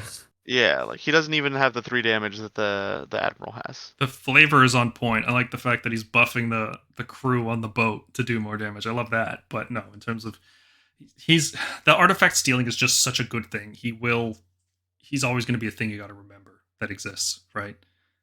Thing is, like, someone in the Soulblight Tome has that on a 2-up. I think it's one of the Cursed City characters. I think that's way better because the Cursed City guy, I think he like Costs charges more in. than an Admiral. Yeah. Yeah. So it's like, he gets in and then he steals the artifact and then he runs away because he can retreat when activated. So it's Yeah, he's a worse version of that, but that's okay because it's still a good ability. Gotta have some bad units in the book, or else people get all mad. Thundrix People start getting Profiteers. suspicious. Thundrix Profiteers are bad. They are inefficient source of damage. The Chemist that comes out isn't a real Chemist. And you have to fill 2 slots in your list, a leader slot and a troop slot, which is death for a battle regiment. So really poor list building. They're just not efficient for their points. Overall, just a bad unit. Yeah, paying points for a Chemist seems bad. Yeah, why would you do that? You can get a free one. They're free. The Endrinmaster we put in D tier because he does feel overcosted. Really, all the regular Endrinmaster does is make Endrin Rigger's battle line while being cheaper than the dirigible suit. So, like, if you want that, you can take the Endrinmaster, but the dirigible suit just seals better in almost every way. Yep. And you want to find the points for it, too, because, well, everything's so cheap in this book, you can reasonably find points for it. Yeah, like we mentioned, the shooting doesn't really bracket on the ships, so he could make something fight on top table, but that just means movement, I think, most of the time. But it doesn't matter because you can fly high anyway. Yeah, and on a 1 you hurt yourself. He just doesn't really add anything besides Endrin as core. But overall, out of 16 War Scrolls in the book, 14 of them are viable, which gives it a very high score of 88% for internal balance. That's fantastic. That's like one of the best books they've ever written. Very good job, Games Workshop, on this. Credit where credit's due. This is a absolutely phenomenal book. All right, let's start talking lists. I think this first one here, Carl, you and I made together, This is a very silly list that's just trying to spam as many gun haulers as possible while still trying to retain some semblance of being a competitive list. You can see a lot of good stuff in here. You've got a battle regiment battalion in Barak-Urbaz, so you can take both honors everything for a 4-up rally and also get settle the grudges. So it'll be +1 to wound against something, and then your big block of 15 Grundstock Thunderers there will also have a 4-up rally. You get best of both worlds. For the amendment, we took trust to your gun, so you can reroll 1 hit roll of 1. And footnote, there's no trading with some people, so if anybody shoots you, you can shoot them back once per game. Yeah, this list, we say it's a joke, but it'll absolutely mess people up. Yeah. If so, it's got the Ironclad with 15 Thunderers, Admiral, and a Chemist, right? That's a staple. You're going to see a lot of that in these kinds of lists. But what this list does different is that it has 4 gun haulers and a Lord Ordinator as well. So all of these units are going to get +1 hit. You're going to be everything on 3s and 3s or 3s and 2s, or 2s and 3s in some cases. It's a lot of shooting output. So instead of just having the Thunderers as the single primary shooting hammer, there's a lot of shooting hammers in this list. And the time it takes you to dismantle all of them, they're going to put a lot of shots into you. Yeah. Oh, and they're fast. You got to catch them. Mm-hmm. And although the Lord Ordinator can't take Tunnel Master, he can certainly go through a bridge. That's correct, yes. So the Soul Scream Bridge here is there's a lot of different uses of it. If you want to just teleport your Thunderers up, you can do that with the bridge, and then you can disembark out of the ship with the Aether Chemist after doing combat landing. You can bring the Admiral up as well. The Lord Ordinator can use it to teleport up to go with a bunch of gun haulers. There's a lot of different uses for the bridge. So yeah, if you like gun haulers like I do, you just want to see how much damage they can do, be an annoying, fast, shooty piece, then this is a solid list. Looking at the stats down below, you can start to get an idea of where Kharadron line up with other factions if you watch other podcast episodes. Low model count, right? 33 models is not a good amount of models in a list, and that's, with a 10-man squad of Arcanaut Company. If that was something like 3 Endrinriggers instead, this would be even lower model count. Wounds are not spectacularly high either. We're looking at that 100 to 120 range. That's pretty common for most armies. So in terms of wound count, they're not a spectacularly high wound count army. What was that? This is my squeaky mic. Okay. No, I can do it again though. Great. Fantastic. Grand strategies. Carl, what are you liking for grand strategies in this army? Because I just always, with KO, default to take what's theirs. I'm really fast and really shooty, so it's really easy to put more units into your side of the table when you have none of them left and I still have some. Yeah, that's it. That's pretty much my thinking too, is that you want to be fast and shooty, you might as well go with something that fits that.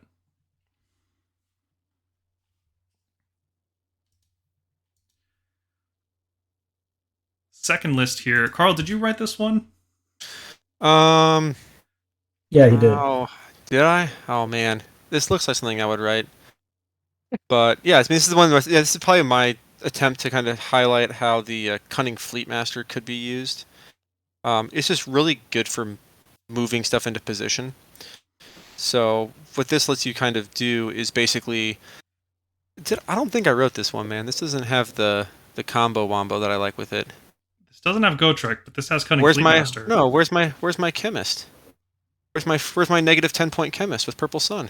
Oh, yeah. No, actually, no. This might have been Paul then. Yeah. I don't know. I don't think I wrote this. I wrote Lordinator here. I don't know. I don't write lists without Chemist either. So yeah, my Lordinator lists usually have a Chemist with Purple Sun and the Cunning Fleetmaster, so that I can just immediately erase my opponent's army before the sun comes back at me. Okay, well let's pretend the Ordinator is a Chemist here, because I didn't write. No, you need to have both. The Endrinmaster becomes the Chemist. Ah. Because this is Zilfin, so I have 2 frigates and 10 Arcanaut Company. Okay. So let's pretend the Endrinmaster. I've edited this to say Chemist. Thank God. Okay, well now I feel more happier. There's no artifact here. Right, hence my immense confusion. Yeah, because a Chemist with the Purple Sun would save you some points. Okay, all right. But what this list does is Cunning Fleetmaster lets me move my boat up into your face, relatively speaking. I can then chuck the Purple Sun out, and then the boat can move back. And then I can shoot you with a ton of stuff, and you're at -2 rend, which is really good for me. That's it.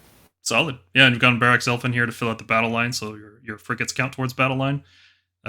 not actually necessary because you've got enough Arcanaut Company and Endrinriggers to fill a battle line. So why go Zilfin here?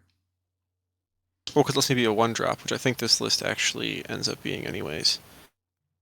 This should be a 1-drop list. You have you have a Navigator in here. Rats. All right. Well, then it's a 2-drop list. But Zilfin lets you basically put the frigates as battle line, which helps you avoid the behemoth clause in the list building section. Mm-hmm. And that's pretty much the reason that you do it. I like for the gun hauler to the extra engine work to be the D6 mortal wounds on a gun hauler charge, because it'll just let you poach a GC at some point during the game. 18-inch move, 2d6 charge, d6 mortal wounds. And you can do the pass over mortal wounds as well. Yeah, that too. It just gives a little bit of extra spice to the gun hauler. So you wouldn't take last word on the Ironclad like it's written there? You take both. It's Zilfin. Oh yeah, that's right. You get an extra one. Yeah, that's true. Yeah. Fantastic. Everything's just good in this book. Almost like the book's good. Couldn't be. All right, list number 3. I called this "Bless These Guns." I was kind of playing with 2 different concepts here. The first one was going Barak-Thryng to bless a unit of gun haulers, a unit of Grunstock Thunderers inside a Zeppelin, and then sending that Zeppelin forward. And I kind of went in 2 different directions, and I'm not sure they're the best fit. But anyway, this is showing off that you can have an Admiral, a Khemist, 10 Thunderers, all inside a frigate, supported by 3 Endrinriggers and a gun hauler, and then you can stick another frigate with a Khemist, 10 Thunderers, and to have a gun hauler escort as well. So this is kind of like 2 independent units moving around with their support, and the Rune Lord just blesses one of them at a time in order to give them hit 6 mortal wounds. This might be better off going with an Ironclad and 15 Thunderers. That's another option for this, but I kind of just wanted to build out a Barak-Thryng list and see what it would look like. And honestly, like this is perfectly competitive. I mean, it's there's nothing wrong with it. Yeah, you can't go wrong really building a list with this book. Yeah, it's like, and the Rune Lord I like because unlike a Rune Master, which like helps generate command points and then gets left behind, it can stay there and unbind spells at a +2 for you. So pretty good. Well, I actually went with the Rune Lord here instead of the Rune Master, like I talked about earlier, because I didn't have the 20 points needed to upgrade him. I only had 15 left over. Oh. Yeah. Even with a negative 10-point Khemist. And reinforce some Endriggers or something. Yeah, there's definitely play here. I think going the Ironclad with 15 Thunderers with this Rune Lord blessing them is probably better, just because the damage output on a squad of 15 Thunderers is so gross. Definitely worth examining. Or maybe even like Endrinriggers, right? You get a double reinforced unit of those guys, you send them out. Next turn, you buff another unit, you send it out. There's definitely some play here. Barak-Thryng is not bad. No, it's just whatever you play, it really is just. It's just a good book. You can switch things around. You can keep things the same. Either way, it'll still do a good job. Mm-hmm.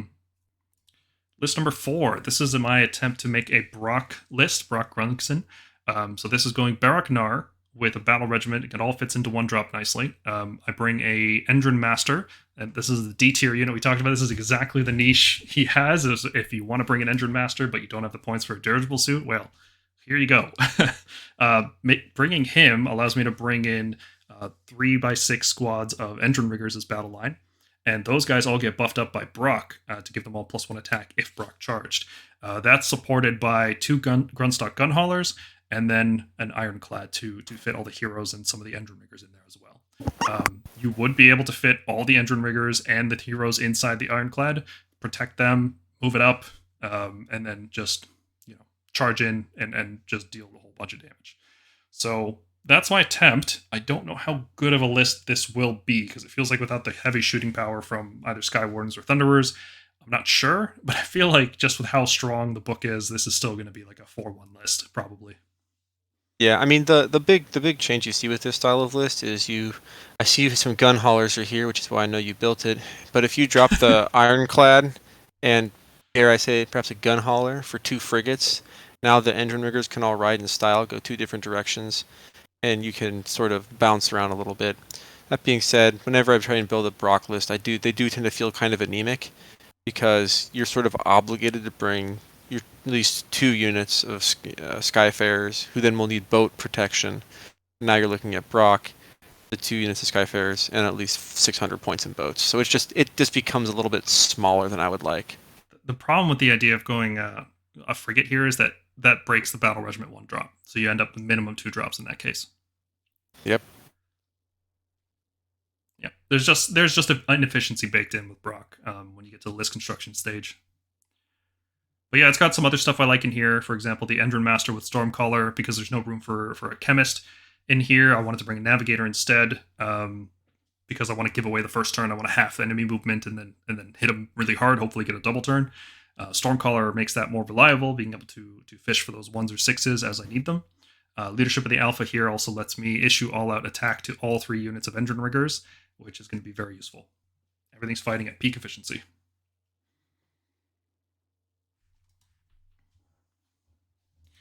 List number 5, I called this one Barak-Sanic. It's a Barak-Zon list, which is my favorite subfaction, and it takes 4-up rally. It takes 2 battle regiments. One of them has an Admiral, Khemist, 9 Wardens, and a frigate, and then 3 riggers flying around it, and then another battle regiment with another frigate full of 9 Sky Wardens and 3 Endrinriggers, and an Endrinmaster flying around that. Very straightforward list. You've got 2 big boats that are going to push into the enemy. Hopefully 3d6 charge to get in. Sky Wardens do a lot of shooting. You can combat landing one of the units of Sky Wardens out along with the Khemist and Admiral to buff them, and then the other unit can 3d6 charge and get +1/+1 and do a whole bunch of damage. So seems super fun. If I was buying a KO army, and I might be, this is probably the style I'd end up playing, just because I really like the idea of This these is double probably the reinforced. most common list too that you'll see. Oh And, yeah, I thought I was. Yeah, playing. people like Sky Wardens a lot. People like their 9 I mean, you'll see like either the 9 Endrinrigger or the 9 Sky Warden build, but yeah, 2 frigates with the Khemist, Admiral, and then either Endrinriggers or Sky Wardens, maybe supported by 10 Thunderers, is like very common in the meta right now. Yeah. It's basically this 2x9 Endrins, 2 frigates, and then you can sprinkle in gun haulers if you want. Mm-hmm. So much disdain in your voice for the gun hauler. No, I love the gun hauler. I mean, I think the gun hauler has a great niche. It's a really annoying model for your opponents. It's so annoying. I also found that to be true. Like when I was playing at Fire Slayers, like them realizing it had a 3-up save and 10 wounds, so they couldn't just like It doesn't bracket. Yeah, they couldn't like sprinkle damage, kill it, was like amazing. Yeah, the chariot for this army, without a Mhm. doubt. Yeah, it's a Stormstrike. It's a shooting Stormstrike chariot. And once GCs go away, it is gonna just be It's such a gonna become problem. Alapex, just like sniping fucking heroes. So much better than an Alapex, though. It's so much better than Yeah, an it is. Alapex. Unfortunately, Alapex has been really. Anyways, Just Anyway, yeah. yeah. All right, number 6, our last sample list here. Carl, take it away, man. Oh This my is God! this is Let yours. me preach. This is. I am but a simple messenger of the gospel of Gotrek. Okay, so this list is, I think personally, just absolutely filthy. The way that it works is it sort of takes what KO struggles against, things like Sons of Behemoth, Kragnos, Maw Crushas, large chunky flying monsters, and makes these games automatic victories for you. And the reason why is because Gotrek basically projects roughly a 12-inch aura of no-go for your opponent's models. Because if anything touches Gotrek, he kills it, just immediately. People have told me how they can kill Gotrek, and then Gotrek will kill that unit in practice every time. He's a 32mm base. You're not going to pile in all 200 of your models to fight him. But he will. He'll kill you. He doesn't care at all. With Gotrek, I'm also a huge fan of things that I just need to have happen once to win me the game. And if I roll like an 11-inch charge on Gotrek, it's done. There's just nothing that can be. There's no counterplay. He just hits and he just rips through it. The core of this army is a 2-pronged assault. One prong being 15 Grundstock Thunderers with the Aether Khemist, and the second prong being the Ironclad with the 3 Endrinriggers, Admiral, and the Navigator. The Endrinriggers and the Ironclad with the Admiral make it shockingly good in combat. The Endrinriggers give me a mid to late game way to extend onto an objective with the grapnel launcher, because they can do that from within the Ironclad. So if my opponent comes off an objective, if I think I can shoot him off an objective, or if I think that I need the Endrinriggers to be somewhere to do something, they have an extraordinarily high range and provide a small amount of chip healing.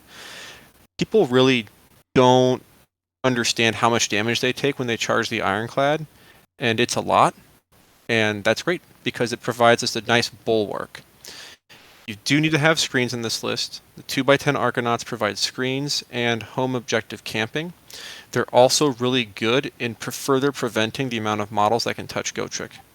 I usually run him in front of the Arcanaut company, but that prevents people from piling circumferentially around him. So say you have 40mm bases or on cavalry bases.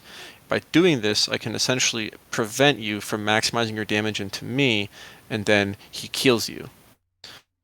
The things that worry me slightly when I go up against them is really techless.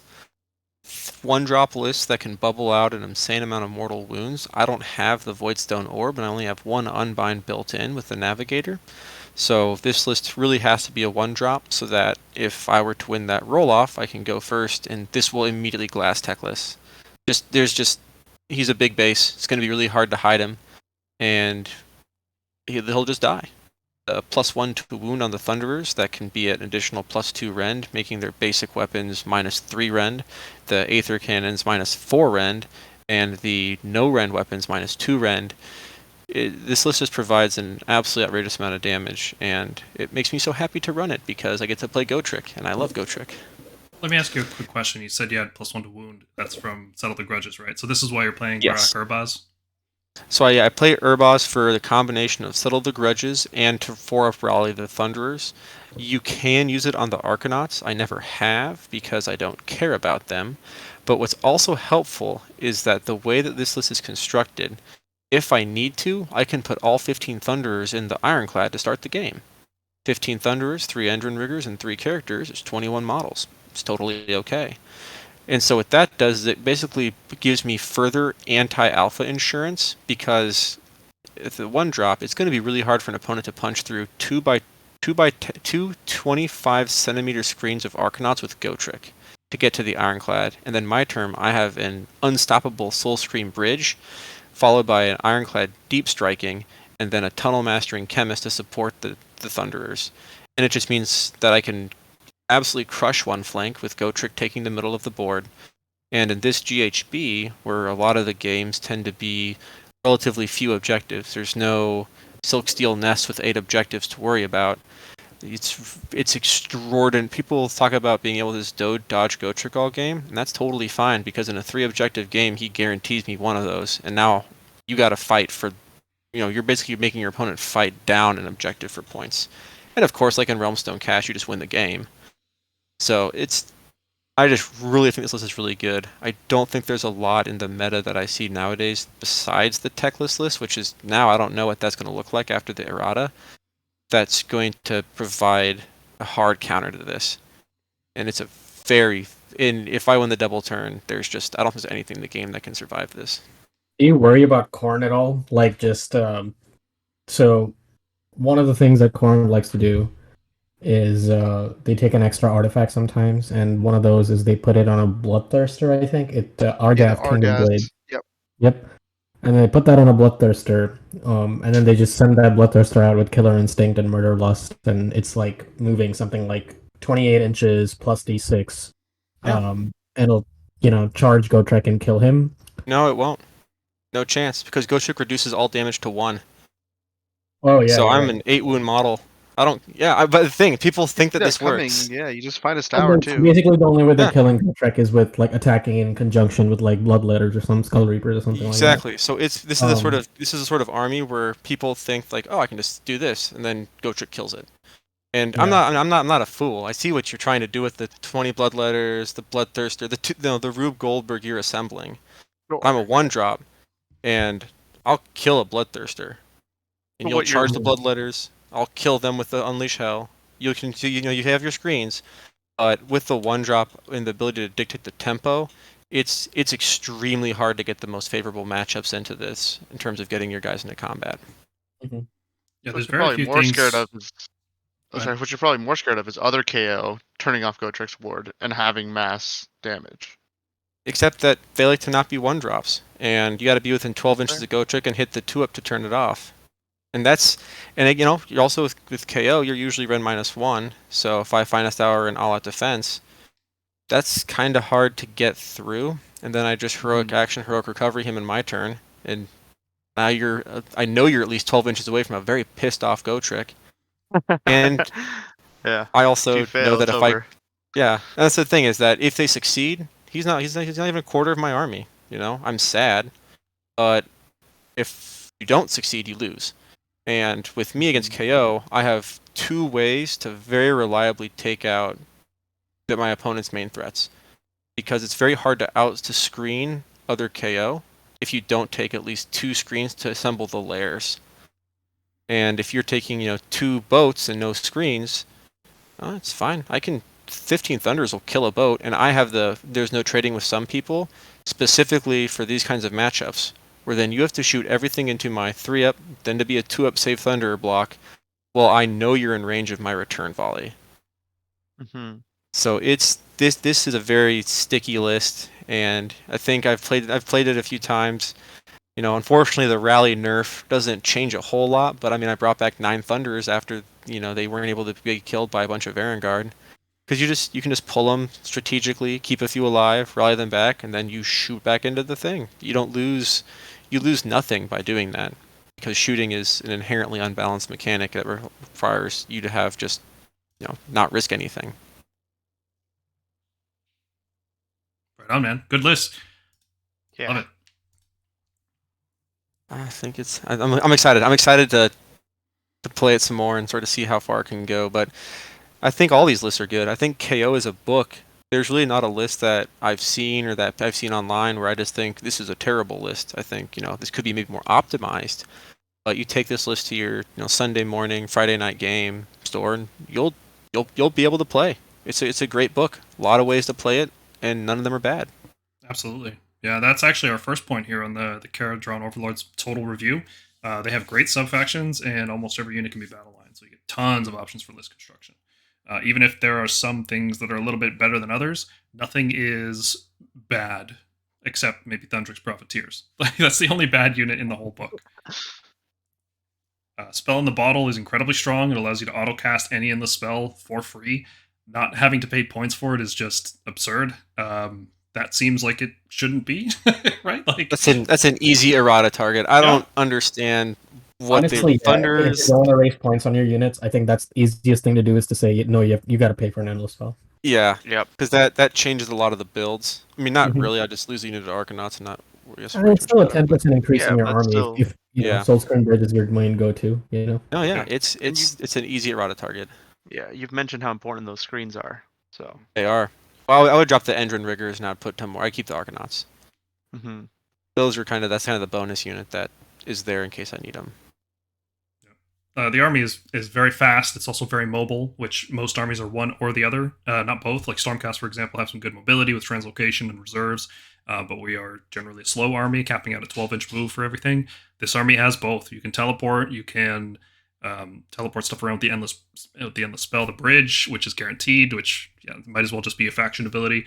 It's also very fast. You can have 3d6 charges. You can have 2d6 runs. You can have running and shooting. You can have running and charging with a boat. There's lots of things that you can do in terms of speed in this army. And stacking that with excellent shooting damage, maybe the highest shooting damage in the game with good ranges, not the best ranges, right? Only 12 or 18 inches for the most part. And that's not the best, but the raw damage you put out with the high rend that you have, Kharadron do scary shooting damage, very scary. And they can also, at the same time, build towards having good melee attacks. Nothing spectacular like Slanesh or Khorne or Daughters of Cain, but they're still a competent melee army. It's not like Lumineth where you struggle to deal any damage in melee. It's also tough, like surprisingly tough. Thunderers and Sky Vessels are all 3-up saves. While you're embarked, you have +1 save and -1 to be hit. And while we're assuming you can rally while you're embarked. But yeah, having a 4-up rally army-wide is very good. You also have Endrin Riggers healing Sky Vessels at the end of every phase, so if they're not fully wiping you out, which is hard to do, then you can just start reactively healing everything, which is awesome. And any weaknesses this army might have, like for example, fighting against Kragnos or fighting against Maw Crushes, fighting against spells, hit penalties, well, you've got allies for that. You can bring in an Incantor, a Rune Lord, a Lord Ordinator, a Gotrek. There's all kinds of options here. And just for a little bit of extra spice, the champions also gain key to victory while they're embarked with a battle line unit inside the boat. Or if you're inside a frigate, you're just always within 1 inch of a battle line unit. Just imagine being -2 to hit for any shooting unit if they're trying to shoot your champions. Crazy. It can't even all out attack through it. It's crazy. Yeah, it's super annoying. I think one thing we may have not hit on too much is also Carl. Sorry, I think you the tactics for them are pretty good as well. Oh yeah, I mean, there are a couple. Well, let me flip to that page. Honestly, this book plays so well into the battle tactics that currently exist that You don't even these have to worry tactics about are. it. Yeah, but if you wanted to, I mean, Like this just embark 3 units. Embark 3 units. It's like okay. Kill a unit in shooting. Yeah, you just kill a unit in shooting. Yeah, blast them smithereens. If people are buying salvo? objective, opening salvo. If they're buying objective, make them not that way. Okay, these are all things I was already planning to do. If you control fewer objectives, control more objectives. Yeah, stake a claim. Yeah. Like this is how gaining you play the momentum. game. But what That also is- this means is that I'm GHB proof. Yep. Doesn't matter how hard the tactics get. I know I'm getting 5. So it's just a consistent way for the army to maintain its power level because it's inherently just a good army. Yeah. And that's, I mean, I don't know. That's just makes it such an inspirational book because there's many ways to play it. All the units have a role, and it's sort of future-proofed in terms of its core abilities by ensuring that there'll always be battle tactics. I mean, the grand strategies, rule the skies. You can pretty much automatically get that against certain armies. That's probably the best one. You mean to have you must have at the end of the battle 1 or more friendly sky vessels and no flying enemy behemoths on the battlefield. Are usually priority targets anyway. Yeah.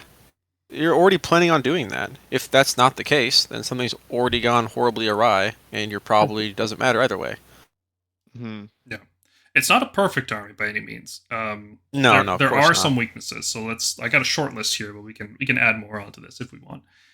First one, I think the biggest weakness is that the 12 to 18 inch on Thunderers really limits what they can shoot. A savvy opponent can deploy really far back, and there's stuff you won't be able to shoot. Now, the 18-inch guns obviously are going to have an easier time getting past that. But if you are, for example, just deploying in a corner with some Stormcast, KO have some trouble getting into that and shooting the things they want to shoot.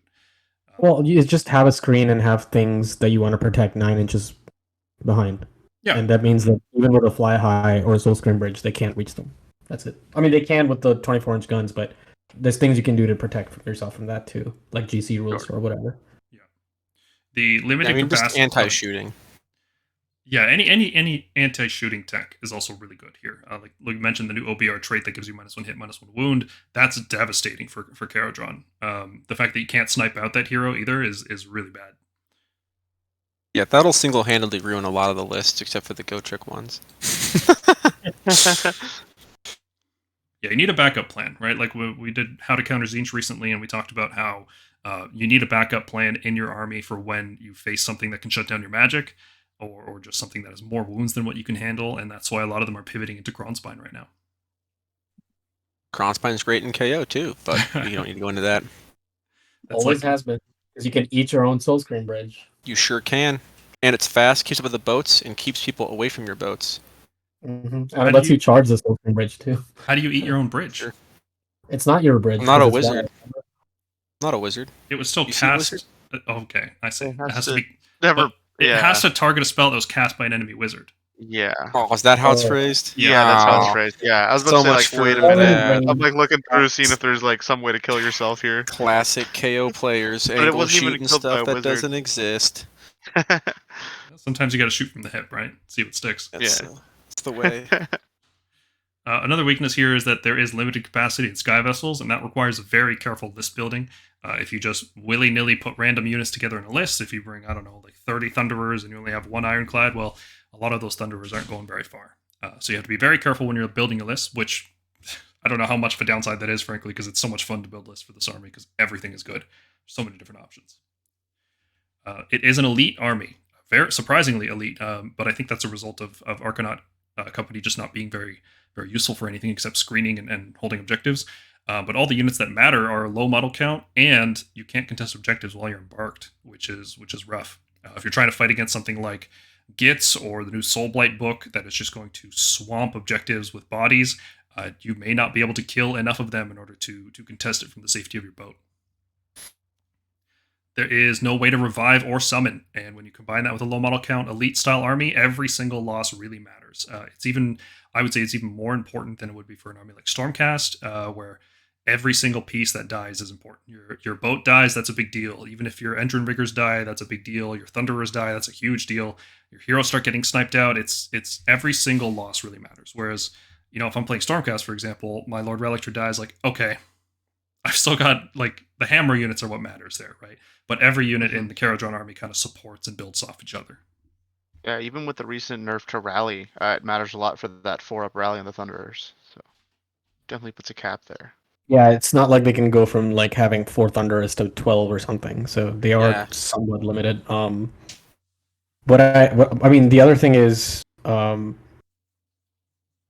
no, continue. We'll talk about it later because it will come up. As an elite army, they also have a low wounds to point ratio, and they have no wards, which means mortal wounds are going to cut through this army like butter, especially spell-based mortal wounds, because this army has almost no defense against spells. So these things put together start to really take the shine off the polish there. In terms of damage output, there's a high variance here. A lot of these attacks are forced to hit or forced to wound, which means you're very weak to -1 hit and -1 wound effects. Especially since you can only issue all-out attack to one unit, there's no other sources of +1 hit. Leadership of the Alpha is helping right now, being able to get that across 3 different units once per game. That can give you a big turn of shooting. But once we change seasons, there's nothing in here to increase your accuracy. So there's going to be a lot of variance, especially because -1 hit and -1 wound are getting more common in the game. If you guys have seen these new Slanesh and OBR and Soulblight books, all of these include multiple ways to give debuffs of hit and wound, and Kharadron are going to be most affected by that, I think. Sky Vessels in particular are mostly hitting on 4s, or they have D6 damage, or like 4d6 attacks or something. There's just a lot of randomness, and when your plan is to, deal enough damage to cripple an opponent so that they can't hurt you back, that much variance is not ideal. Let's say you have a last word and you only roll like 5 or 6 attacks on that shooting attack. Not ideal. It's like you were at Guts and Glory, man. That was Ragonk would walk by and watch me roll a 9 on 46. Then he'd leave and come by and watch me roll a 7 on 46, and it's terrible. Yeah. He's just siphoning away your luck so he can roll 7-inch charges. Yep. So it would seem we are. I wasn't doing 7-inch charges. A lot of things coming together. A lot of things coming together for me here. For later. Another problem this army is going to have is that the Ren bonus that you can get. You can get up to a scary, Ren 3, Ren 4, sometimes with shooting with Purple Sun and Admiral and Khemist. But that's, the Khemist is only once per game. The Purple Sun can eventually be dispelled or be out of range. The Khemist is every turn, but I meant the Sun. Yeah, the Admiral. Also. Admiral is once per game. So, once these effects are gone, it's like an Iron Jaws Wog, where you can, after your big turn, just get walled. So if you don't do enough critical damage, eventually stuff like Stormcast or Slaves to Darkness, you will really fall behind after that first big turn. So you have to really get as much damage done as possible. And when you combine that with how random the damage is effectively in this army, it's not ideal. Some bad dice rolls can really put you on the back foot.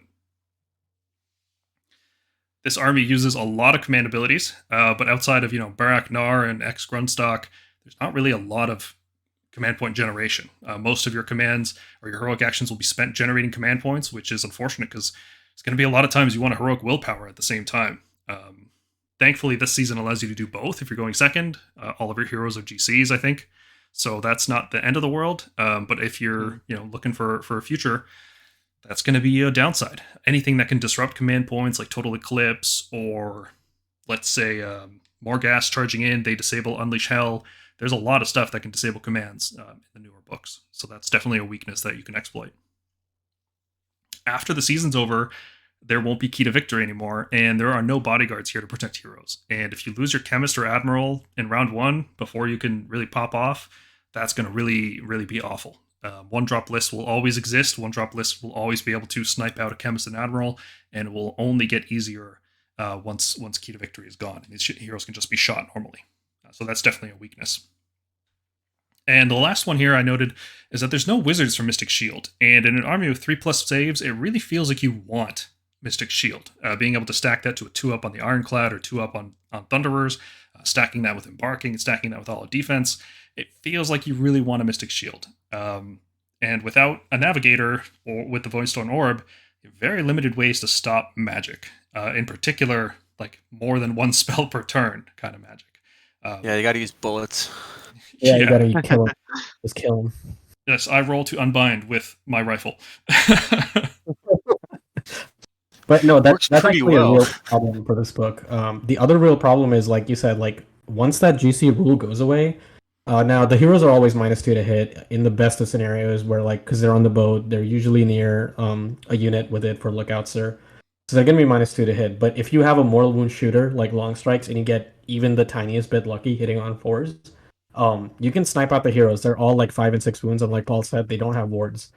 And killing an admiral or a chemist can really cripple this list's mobility and like just overall function. Well, the mobility yeah. I mean, it hurts a lot, but the boats can issue the mobility commands to themselves. Right, but lose a lot of output. You can't just mobility. By mobility, I mean more things like run, shoot, and charge if you wanted to, or the free Correct. command to your sky vessel. I mean, it cuts down on your command points. You know. No, I agree. Killing And the general command points. Yeah. I honestly think that once GC goes away, then KO becomes the problem, because my one gun hauler is just going to be roaming and just looking for wizards. It's cheap, it's fast, and it's going to just absolutely cut through all these Soulblight Gravelord 5 wound things that don't matter. Yeah, Torgilius, Well, or unless whatever they his pass name is. like Belladama and what's her name, the Gorslav, the Gravekeeper. Well, Gorslav will be passing off wounds, but you'll definitely get Torgilius to get that 5-off ward off of those squishier units. I just put it on Belladama because for some reason Soulblight can put command traits on unique units. Oh yeah, true. Save it for the Soulblight review, guys. Yeah. A couple more weaknesses I've been thinking of is Splash Mortal Wounds, so something like Celestin Prime, Night Vexillors, or Cometfall archetype. Anything that does mortal wounds in an area is brutal for this army because it can't really deploy spread out like other armies could, right? Because of how embarking mechanics work out. Everything pretty much has to be tight, usually on the same spot if you embark everything. And if you just get hit by like 4d3 mortal wounds, like the game's over. Like I don't know how you recover from that when all your heroes are dead, your engine riggers are dead, your boat's crippled. Like it's so brutal to get hit by stuff like that. Thankfully, that's not super common right now, though. This is a good matchup for it, but there's so many bad ones. Yeah, it is. And this is also one of those things where a lot will be pilot dependent to some extent. How well you can avoid those bubbles. Like you don't have to put them in the boat to start the game. Boat's got a pretty fat base. You can spread them out. You just need to be wholly within 6 inches of the boat to put them in. Yeah, but if you're wholly within 6, you're going to hit by the meteor, which is a 6-inch radius. So you got to spread out far to avoid it. Yeah. Yeah. Vexillor too. He does the same thing. So it's rough. Yeah, I mean, it's always been a KO weakness and something you got to play around. Yep. Guns are good. Meteors are better. Yeah, it's got more guns than you have meteors, though. Earlier, you mentioned that you feel like it's future proof, and to a degree, I certainly agree. Having good battle tactics is a great thing. But I think what could really shift the power of this book is if we go back to having more spread objectives and more objective count. While this army is really good at blowing enemies off like 1 or 2 objectives at a time and then grabbing a third, it really struggles on anything with like 6 or more objectives. That's definitely a weakness that this army has to deal with. And having to slot in more gun haulers, which can fly out to do those things, like gun haulers aren't going to reliably shoot stuff off an objective and then finish it on the charge so it can contest it at the same time. The more spread out the objectives get and the more this game gets less about like fighting in a single point, I think the worse Kharadrons start to look. I don't know how much worse, that'll have to be determined, but it's definitely like the situation we're in now is ideal for Kharadron and for like they look like an S tier army right now. Yeah, I think it also depends a lot. I mean, I think the beauty of this list is that you can make your list to react to the GHB very well. If there's 6 objectives, maybe I take 2 gun haulers and 2 units of 3 Endrins to go with them, and then I still have the Ironclad, and you just shoot clear. You're always going to have a bunch of mobility, and you're always going to be able to build lists to react to specific battle plans that you think may be coming. Yeah, I think just the current gunhauler ironclad style would be lacking there, because you can go to one spot, shoot that, and then next turn fly high and shoot that, but you're not contesting objectives while you're doing all this, right? And maybe that's a problem. We'll see next GHB For when sure. it's an Olgu and -1 to hit for all shooting. So yeah, to put a bow on it, I think Kharadron Overlords is looking like an S tier army. They have the guns to go 5-0 pretty consistently, more consistently than many other armies in the game. There's almost no wrong way to build it, and it just feels very, very strong. Maybe OBR might be enough of a check to keep them down. Tzeentch is still really popular, and that is a hard matchup when you don't have sharpshooters and you have no wards. There's some bad matchups, but there's so many good matchups that Kharadron is just going to blow off the table. It feels like an S tier army to me. What do you guys think about that? Sure. Yeah, I mean, I think I agree. I think, as of now, definitely, Ada S tier, just because they play such a linear game plan that requires relatively few random effects to go off. A lot of the things that they do just happen. And they do so with shooting, which means that your opponent really doesn't get to respond. And that with the double turn and with relatively few objectives to fight over, it's just very, very challenging to come back if you're behind against KO. And I think that they do have a lot of very clear paths to victory against most armies. But I think that certain armies do keep them in check to some extent. I think that really Tzeentch is a tough matchup a lot of times with Spell Portal. I think Techless will be a very consistent problem. And New Lizardman will, I think, just be an absolute S+++ tier army. So I'm just going to call it now. Oh, they've already nerfed Seraphon, don't worry. Good. Carl, thanks a lot for coming. All right. Well, thanks so much for having me on, and have a good one, y'all. And thanks everybody for watching. Thank you to all our viewers and especially our Patreon supporters. If you think we missed anything or our analysis is lacking, please leave a comment down below the video. Let us know what you think about these quick review formats that we've been doing instead of our normal 6-hour plus deep dive into a book. We go a little bit quicker. It's a little bit sloppier, but hopefully we're able to cover more content this way. So let us know what you think so far about this format. Yeah, I've really enjoyed these quick reviews. It helps to condense a lot of good information, and I think people have really enjoyed it. And if you think so too, definitely let us know in our Discord server. Join in and check it out. We have a lot of discussion, of course, about Stormcast, but even about some other armies. My favorite section of the Discord is the Battle Reports channel, where you guys, take the theory that we talk about and put it on the table, send us pictures, and talk about, the choices you made, what you could have done better. We learn a lot as well, seeing your experiences. We're not always able to play the most games in the world, and as a group, us all playing and sharing our experiences really helps us all grow as players. So that's super awesome. We have a hobby section. You can post your models, ask questions on how to, do some of the crazy awesome things that we have. Our contest winners, especially, really really popular to comment in there and ask them how they did all that awesome work. So. And those community contests, yeah, join in. And currently we're having a contest on painting the big dragons, so Krondus and Karazai, or even Star Drakes.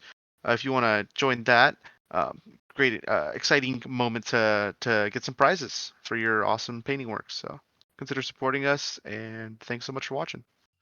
Consider supporting the gang by becoming a member on YouTube or joining us on patreon.com/thestormkeep.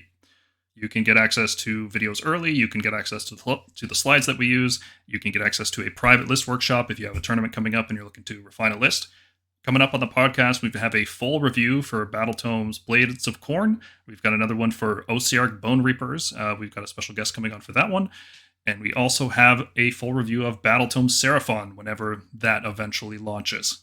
We're also working on our first list spotlight video, the Stormcast Beginner Competitive List.